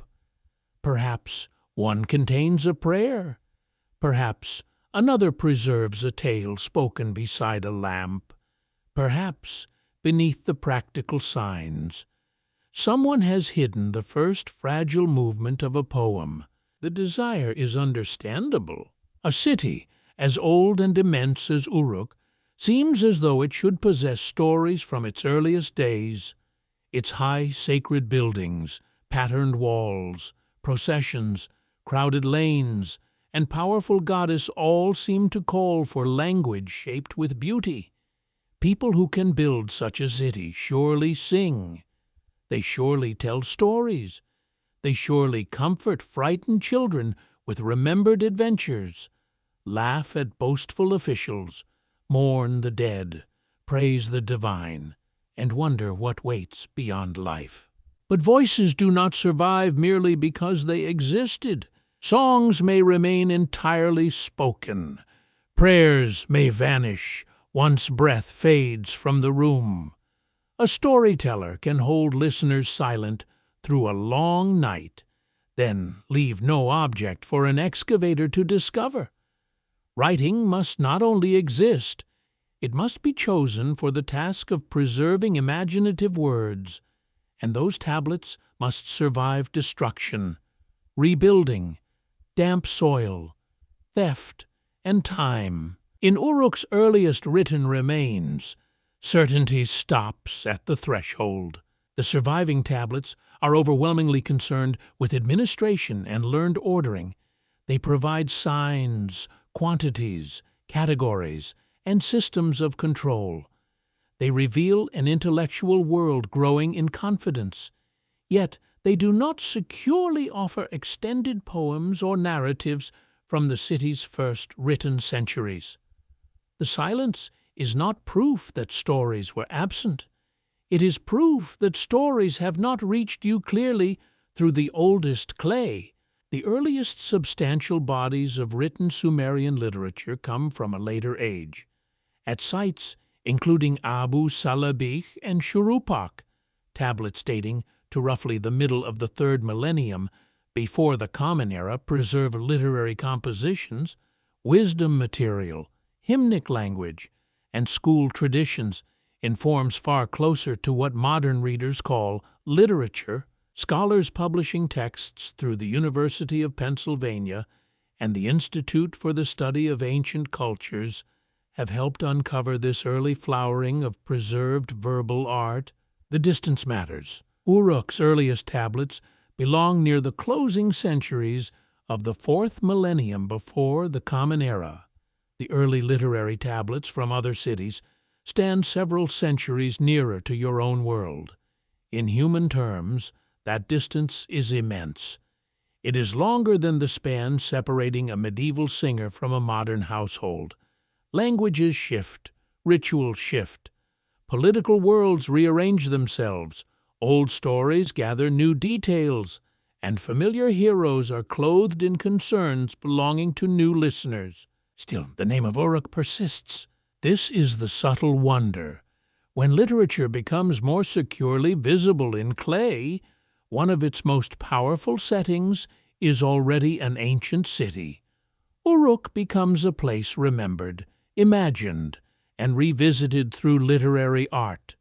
Its kings, divine relationships, walls, and reputation are carried by writers whose hands live in different generations, perhaps in different cities, under different institutions. A birthplace can belong to two kinds of beginning. Uruk may be the place where writing emerges most clearly in the surviving evidence, while literature, as securely preserved poetic composition, becomes visible elsewhere and later. The distinction is not a disappointment. It is more haunting than a simple claim. The city invents, or helps invent, the vessel. Other hands eventually fill that vessel with voices powerful enough to endure. Near you, a scribe lifts a fresh tablet from the bench. He has room for more than a count of wool or grain. The writing system has grown supple enough to carry language with greater detail. Signs can now work through sound as well as category. Human names stand more firmly within sentences.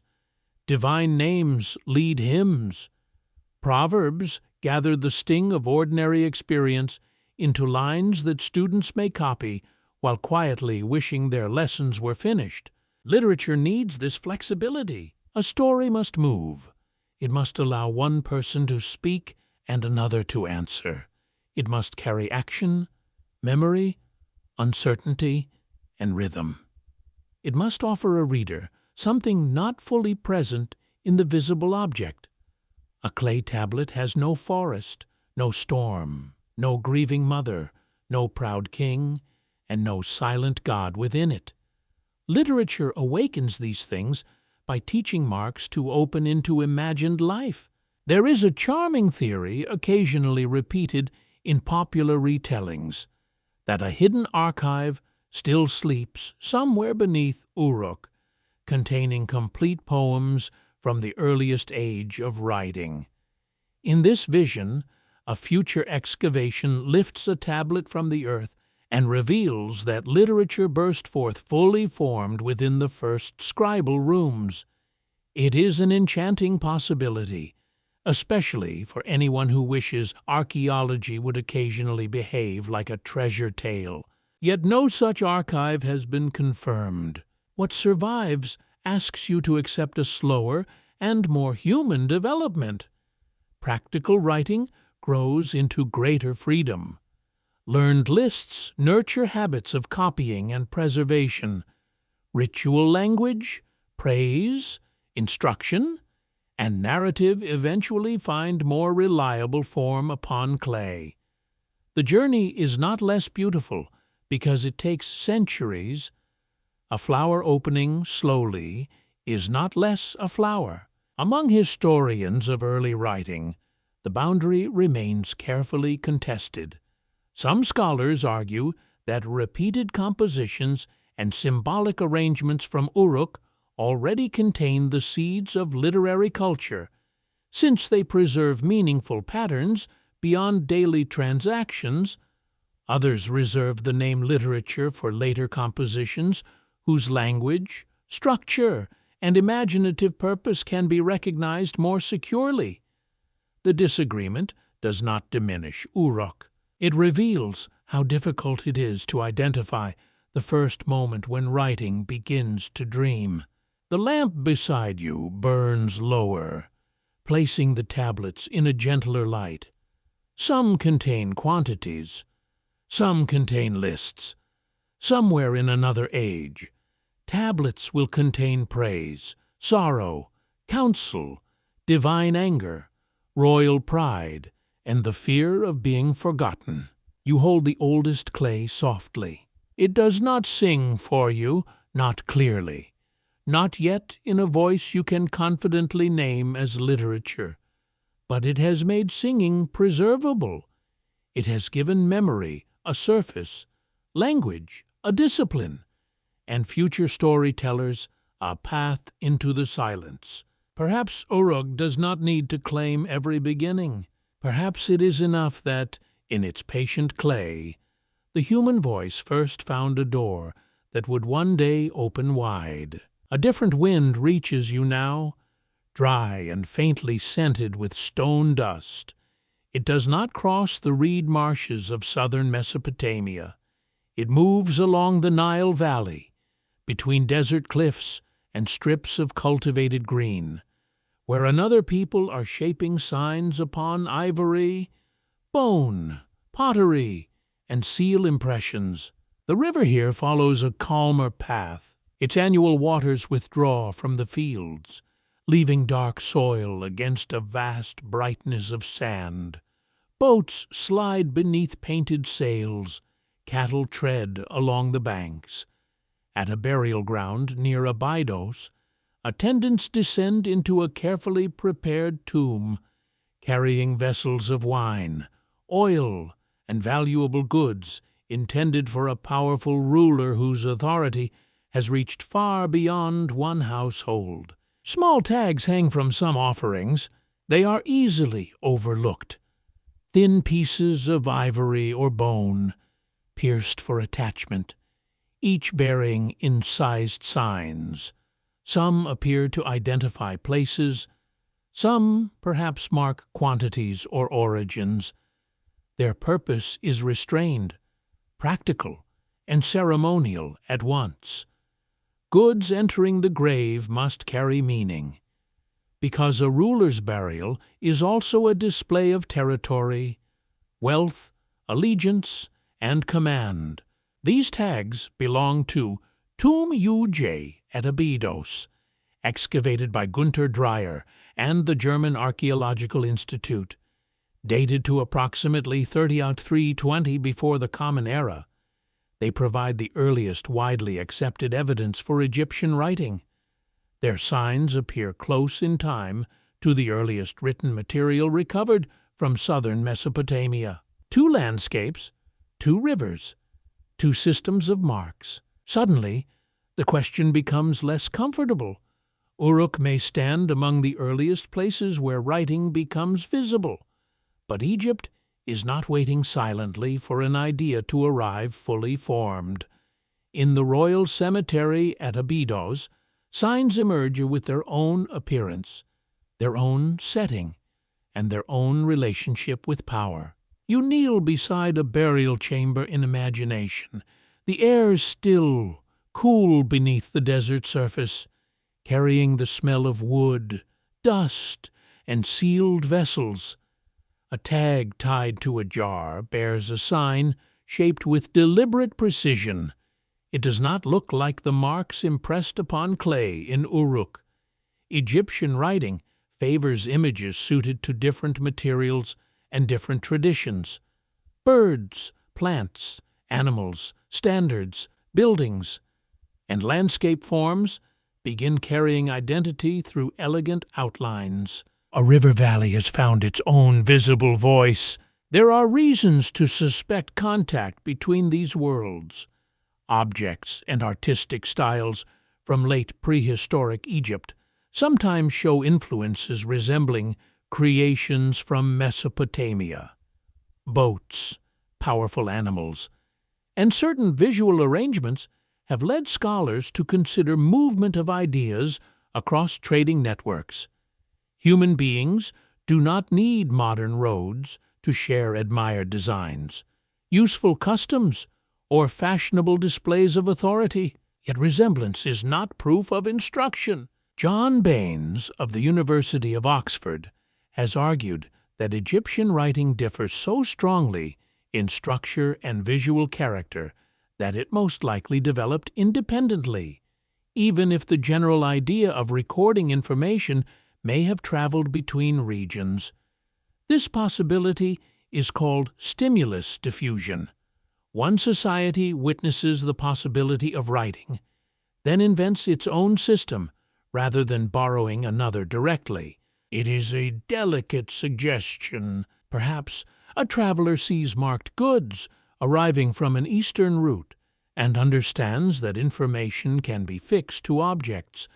Perhaps Egyptian officials face demands of their own as rulers gather produce, control distant estates, and prepare burials of staggering richness. Perhaps signs appear because royal administration needs them, not because a foreign scribe sits patiently explaining how everything works. A useful invention does not require one birthplace forever. At Abydos, the grave goods surrounding the earliest labels speak of a society already organized around expanding authority. Imported wine jars, finely made objects, and offerings from distant regions gather beneath the command of one elite burial. The writing attached to these goods belongs to royal display as much as simple counting. A tag may whisper not only where a jar came from, but how far a ruler's influence has traveled. Uruk's clay grows from urban administration. Egypt's tags appear beside royal death. Both systems arise where power needs memory. Far beyond Egypt and Mesopotamia, older markings add another layer of uncertainty. Across parts of southeastern Europe, people of the Vinca cultural world scratched repeated signs onto pottery and small objects thousands of years before the great cities reached their height. Some marks resemble crosses, angles, comb forms, and branching shapes. Because they are old and patterned, they have tempted generations of observers to call them the oldest script on earth. You turn a small clay fragment beneath soft light. Its incised marks look purposeful. They might indicate ownership, ritual meaning, makers, contents, or identities understood by people within a local community. The symbols appear long before writing securely records speech in Egypt or Mesopotamia. But age alone does not make literature, or even writing. Most specialists remain unconvinced that the Vinca signs represent a language recording system.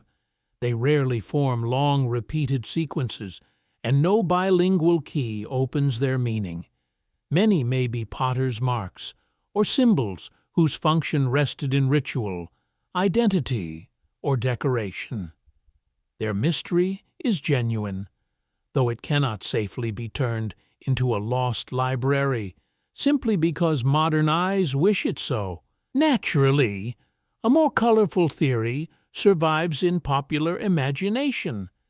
Some enthusiasts describe the Vinca marks as pages from a vanished European civilization, possessing sacred science and forgotten wisdom before the river cities rose. It is the sort of claim that makes a scratched pot fragment feel magnificently secretive. The objects remain fascinating without asking them to carry an entire invisible library upon their surfaces. In southwestern Iran, another experiment soon complicates the scene. At Susa and related sites, scribes adopted and reshaped administrative methods connected with the Mesopotamian world. Their tablets eventually developed into the system scholars call Proto-Elamite writing. It is not identical to Uruk's script, and much of it remains undeciphered. Here, writing behaves less like a single flame and more like embers carried across connected societies, each glowing in its own manner. At settlements in northern and central Mesopotamia, signs related to Uruk's accounting tradition also appear. Tablets from Jemdet Nasr, Tel Uqair, and other sites show that the technology of recorded administration travels beyond one city.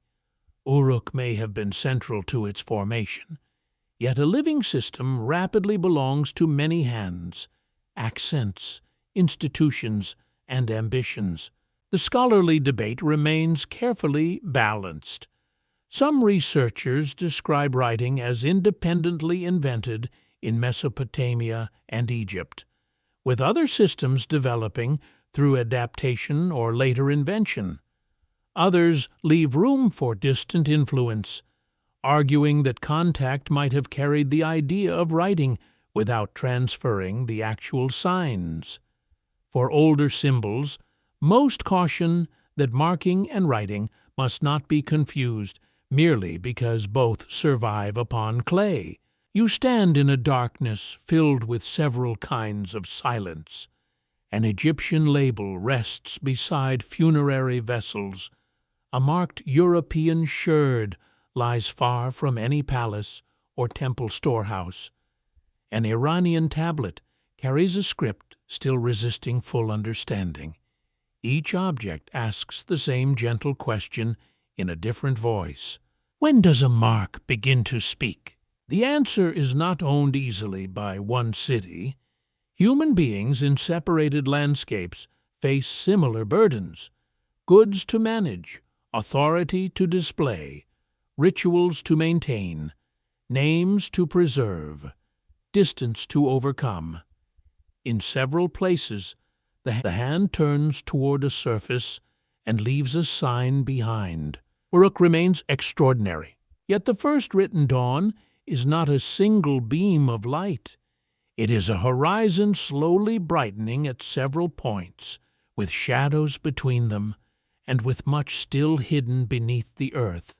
A reed boat nudges against a landing place where the mud has begun to crack. The rope in your hand feels dry and stiff, and the wooden post leans slightly from years of changing water. Beyond the bank, Uruk still rises in familiar forms, with walls, shrines, houses, and courtyards folded into the heat. Yet something essential has shifted. The channel no longer carries the same confident depth. Its current seems thinner, quieter, less willing to serve a city that once relied upon its nearness. Rivers are patient rulers. They do not announce a decision in a court or raise a banner above a conquered gate. They simply move. A channel fills with silt. Another branch deepens. A quay built for arriving boats begins facing mud. Fields once watered easily demand greater effort. Merchants discover that another route is quicker, another landing more dependable, another city more convenient. In southern Mesopotamia, water decides much of human fortune. A city may raise magnificent buildings, gather learned specialists, honor mighty gods, and remember heroic kings. Still, it remains dependent upon flowing channels that carry food, boats, trade, and life itself.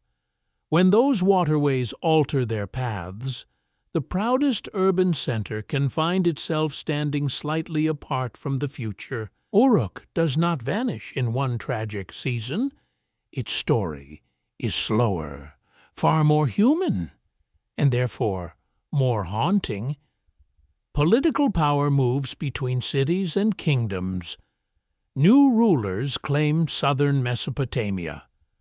Lagash, Kish, Akkad, Babylon, and other centers rise within changing worlds of conflict and alliance.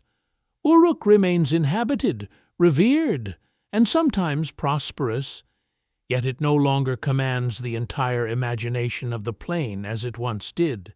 You walk through a market in a later age. The lanes still carry footsteps, potters still stack their goods, families still prepare meals behind brick walls, priests still enter sacred buildings with practiced solemnity. A child chases another child past a doorway, entirely unconcerned that historians may someday describe his home as a city in decline. Decline rarely feels like decline at breakfast. A household wakes, works, complains, laughs, bargains, and repairs its roof. A brewer measures grain. A trader grumbles at transport costs. A temple attendant sweeps dust from a threshold that has been swept countless times. The city still contains ordinary futures. It is only when centuries are viewed together that the long dimming becomes visible, like oil slowly disappearing from a lamp. Uruk's sacred districts continue to matter deeply. In later centuries, temples are restored and rebuilt upon ancient holy ground. The city becomes a center of learned religious life, especially during the time of rulers from Babylon and later Greek-speaking dynasties controlling Mesopotamia. Scholars attached to its temples preserve rituals, observations of the sky, and complex traditions written in the script whose earliest forms had appeared upon clay in the city's distant youth. The city that once helped teach Marx to speak becomes a guardian of accumulated memory. Research undertaken by specialists studying the archives of late Uruk reveals an unexpectedly vigorous intellectual world. Astronomical observations and ritual texts were copied there during the last centuries before the Common Era. Temple scholars watch the movements of planets and stars, recorded omens, and maintain traditions already ancient in their own lifetime. The city may have surrendered political primacy, yet its scribal rooms still held an astonishing depth of time. Imagine entering one of those later rooms by lamplight. The clay beneath the writer's hand is familiar, but his world is separated from the first tablet makers by more than 3,000 years. Empires have risen and fallen beyond his doorway. Languages have mingled in markets. Foreign kings have ruled lands his ancestors once considered their own. Still, the stylus presses signs into clay, and Uruk continues to remember. A strange tenderness lies in that persistence. The city's writing tradition does not remain trapped behind its walls. Long before Uruk begins its final fading, systems shaped in southern Mesopotamia travel outward and mature across many cities. Scribes in temples, palaces, schools, and private households use wedge-shaped writing for several languages and countless purposes. They record contracts, royal boasts, medical instructions, prayers, jokes, astronomical calculations, legal decisions, divination, letters, hymns, and heroic stories. Clay carries the habit across kingdoms. A sign system once suited to portions and inventories becomes capable of preserving the worries of merchants, the pride of kings, the grief of mourners, and the adventures of heroes walking through forests of danger. Tablets appear across Mesopotamia and far beyond it. The idea is no longer Uruk's private possession, if it ever was. Like water leaving one channel and entering another, written culture finds new courses through human minds. There is a wonderfully stubborn detail in Uruk's later history. Even under rulers whose names belong to distant political traditions, the city's learned community continues using ancient forms of scholarship. While armies and dynasties rearrange the world above ground, temple scholars remain bent over clay, preserving knowledge that reaches backward into an almost unimaginable past. Their determination feels both admirable and slightly familiar. Civilizations change, but someone is always insisting that the proper old procedure should still be followed.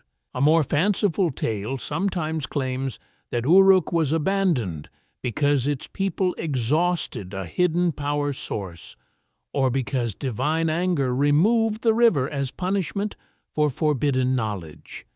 Such ideas offer a neat ending, wrapped in mystery. The earth tells a subtler story. Waterways shift, political centers change, trade routes favor other places. Sacred institutions survive for long periods, then struggle as the landscape and economy cease supporting urban life in the same way. Even here, certainty remains incomplete. Scholars debate exactly how decisive the changing channels were in Uruk's final abandonment.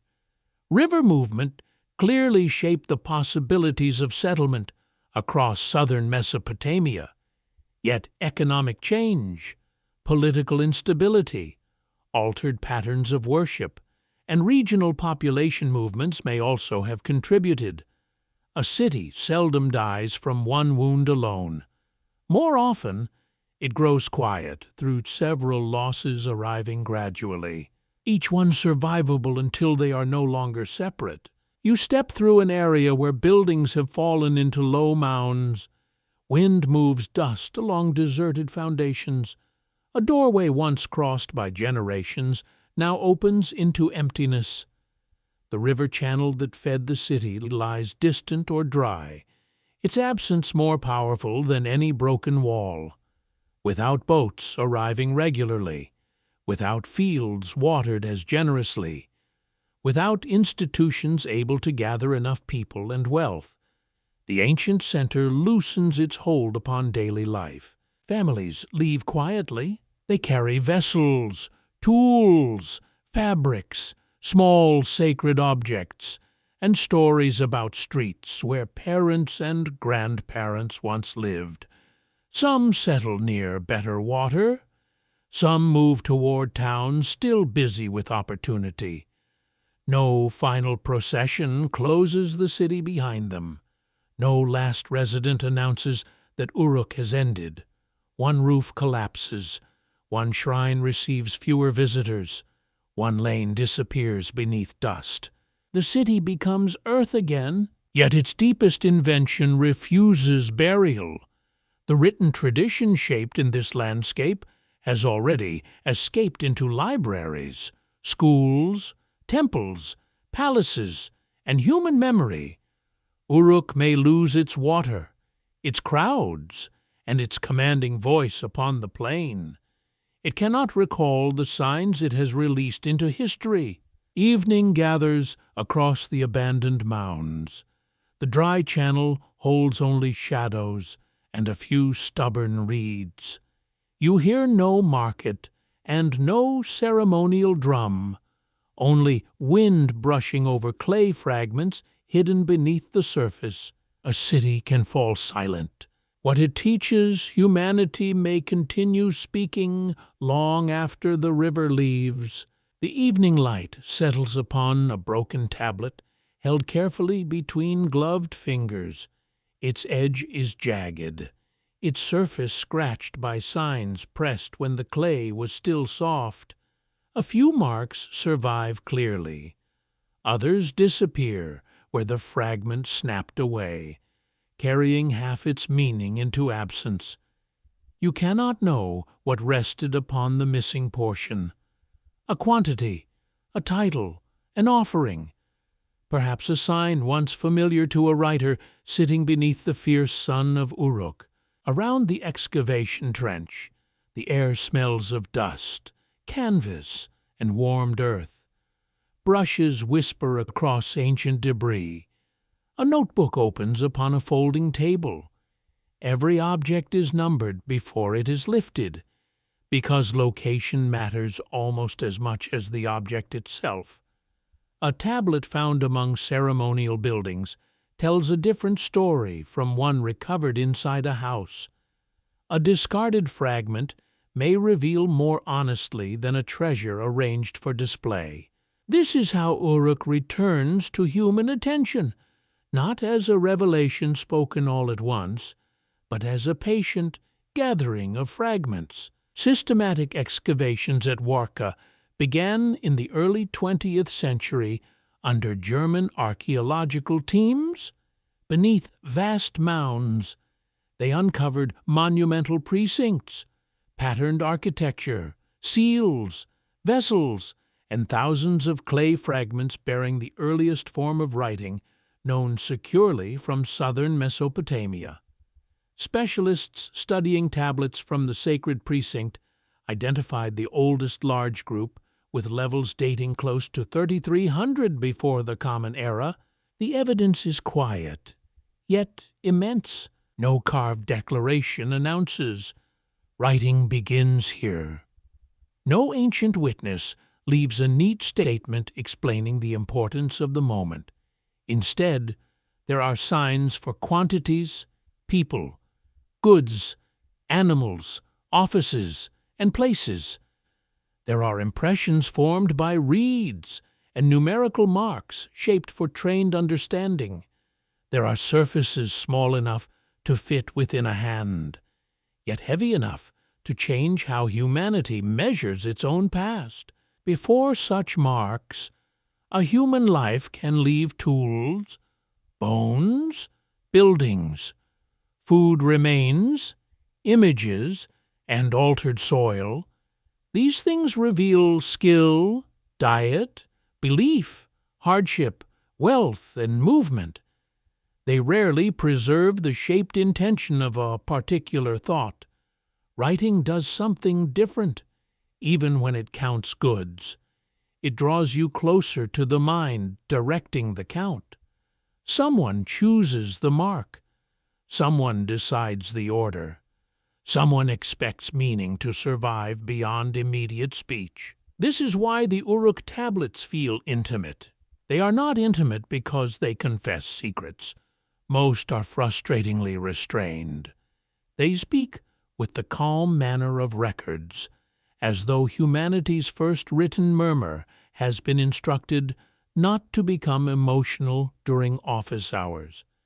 Their intimacy comes from the human decision within them, the decision that memory is no longer enough, that clay should carry a burden once carried only by voice. A city has found a way to leave thoughts behind. And yet, the title of Birthplace should be handled gently.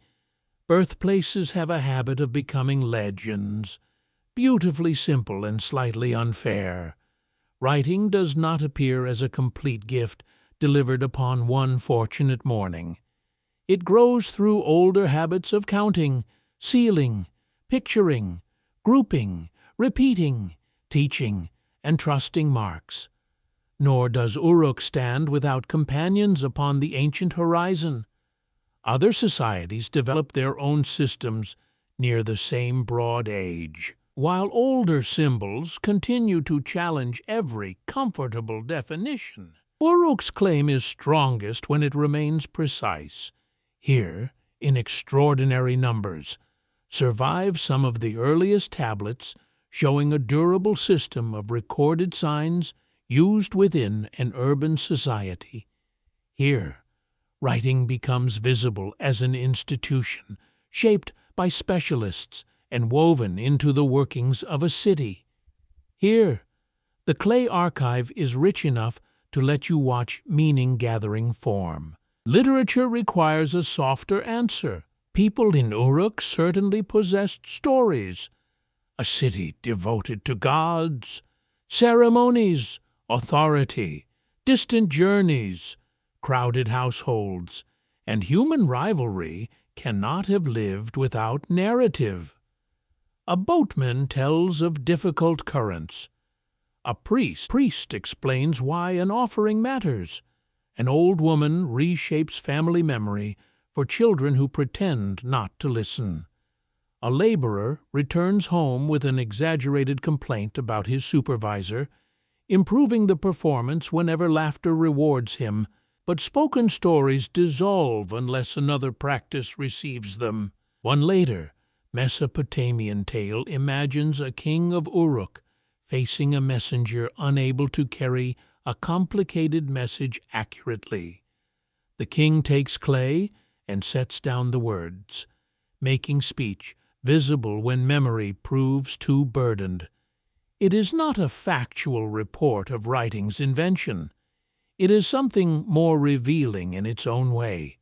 A civilization remembering that writing answers the weakness of the human voice, especially when the message becomes too important, too long, or too difficult to trust to breath alone. Perhaps literature begins in that anxiety. A story grows too valuable to lose.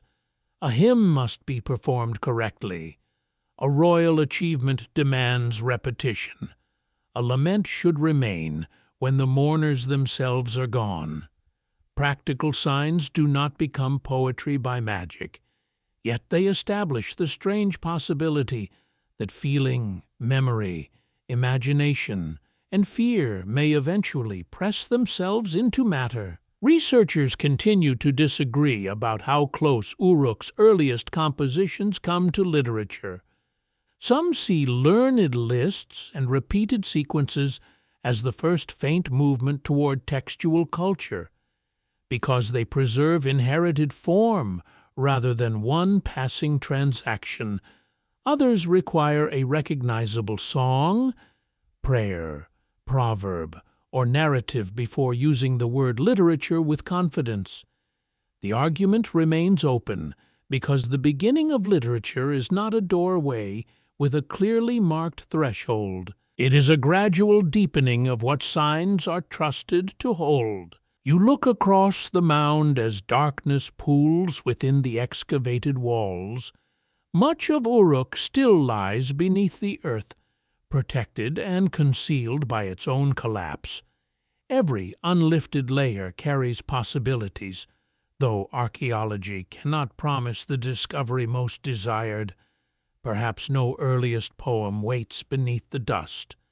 Perhaps the oldest stories were never placed on clay. Perhaps literature was spoken for generations before scribes judged it worthy, useful, or manageable enough to preserve. There is humility in that thought. Humanity may have told beautiful stories long before it learned to save them. The first lullaby leaves no tablet. The first tale told during a storm leaves no fragment marked with a museum number. The first grieving speech vanishes with the listeners who heard it. Literature as living art may be almost as old as language itself. Literature as surviving object enters your hands only when material, practice, accident, and time permit it. Uruk gives you not an absolute answer, but a surviving threshold. On one side lies a world dependent upon living memory, where each telling must be carried by another person. On the other lies a world where marks can wait through flood, ruin, abandonment, conquest, and centuries of silence. The clay tablet does not defeat forgetting completely. Most tablets break, most voices still disappear. Yet a passage has opened, narrow at first, then widening through generations of writers. The stars brighten slowly above the low ruins. Their light falls across ground once crowded with doors, voices, jars, woven cloth, divine offerings, official worries, and children too young to understand why adults take counting so seriously. Every life within the city has ended. Every speaker has fallen silent. Even the river has stepped away from the place that needed it. Still the broken tablet remains. You hold its question gently. Did writing begin here? The earth answers, with evidence strong enough to keep Uruk near the center of that story. Did literature begin here? The clay answers more quietly.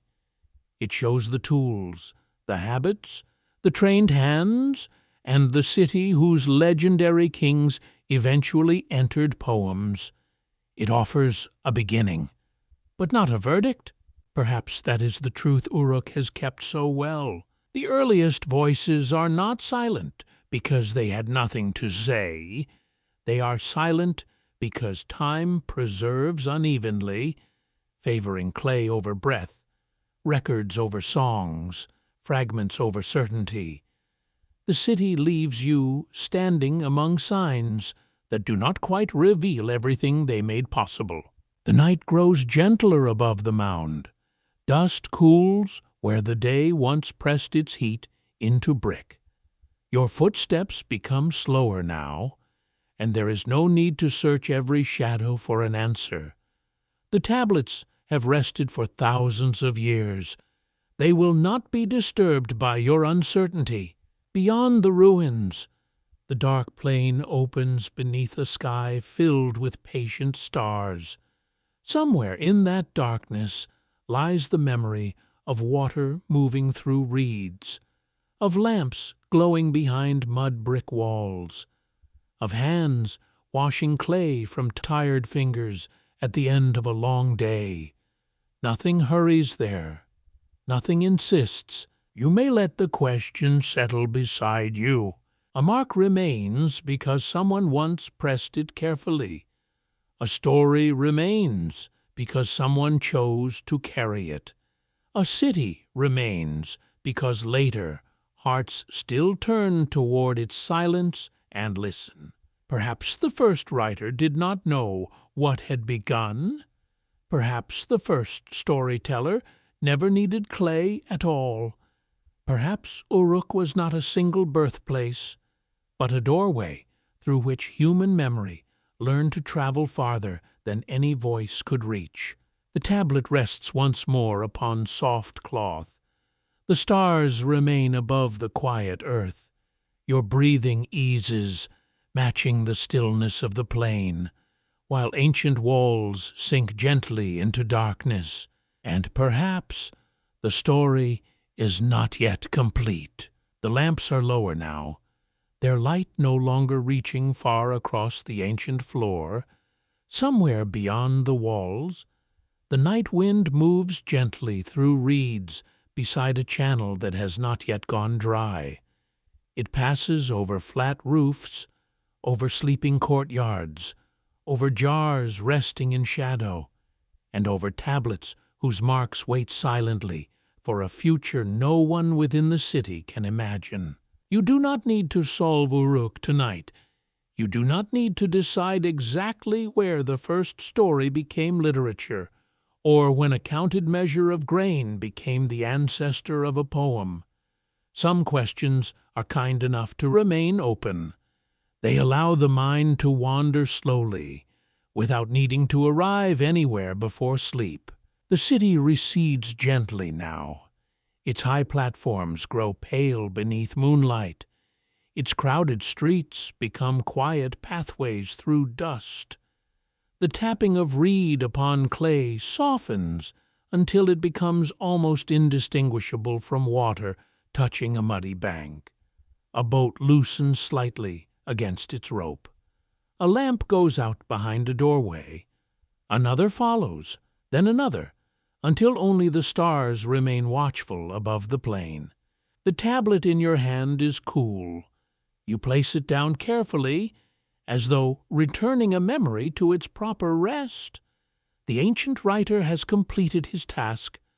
The story has traveled far enough for this night.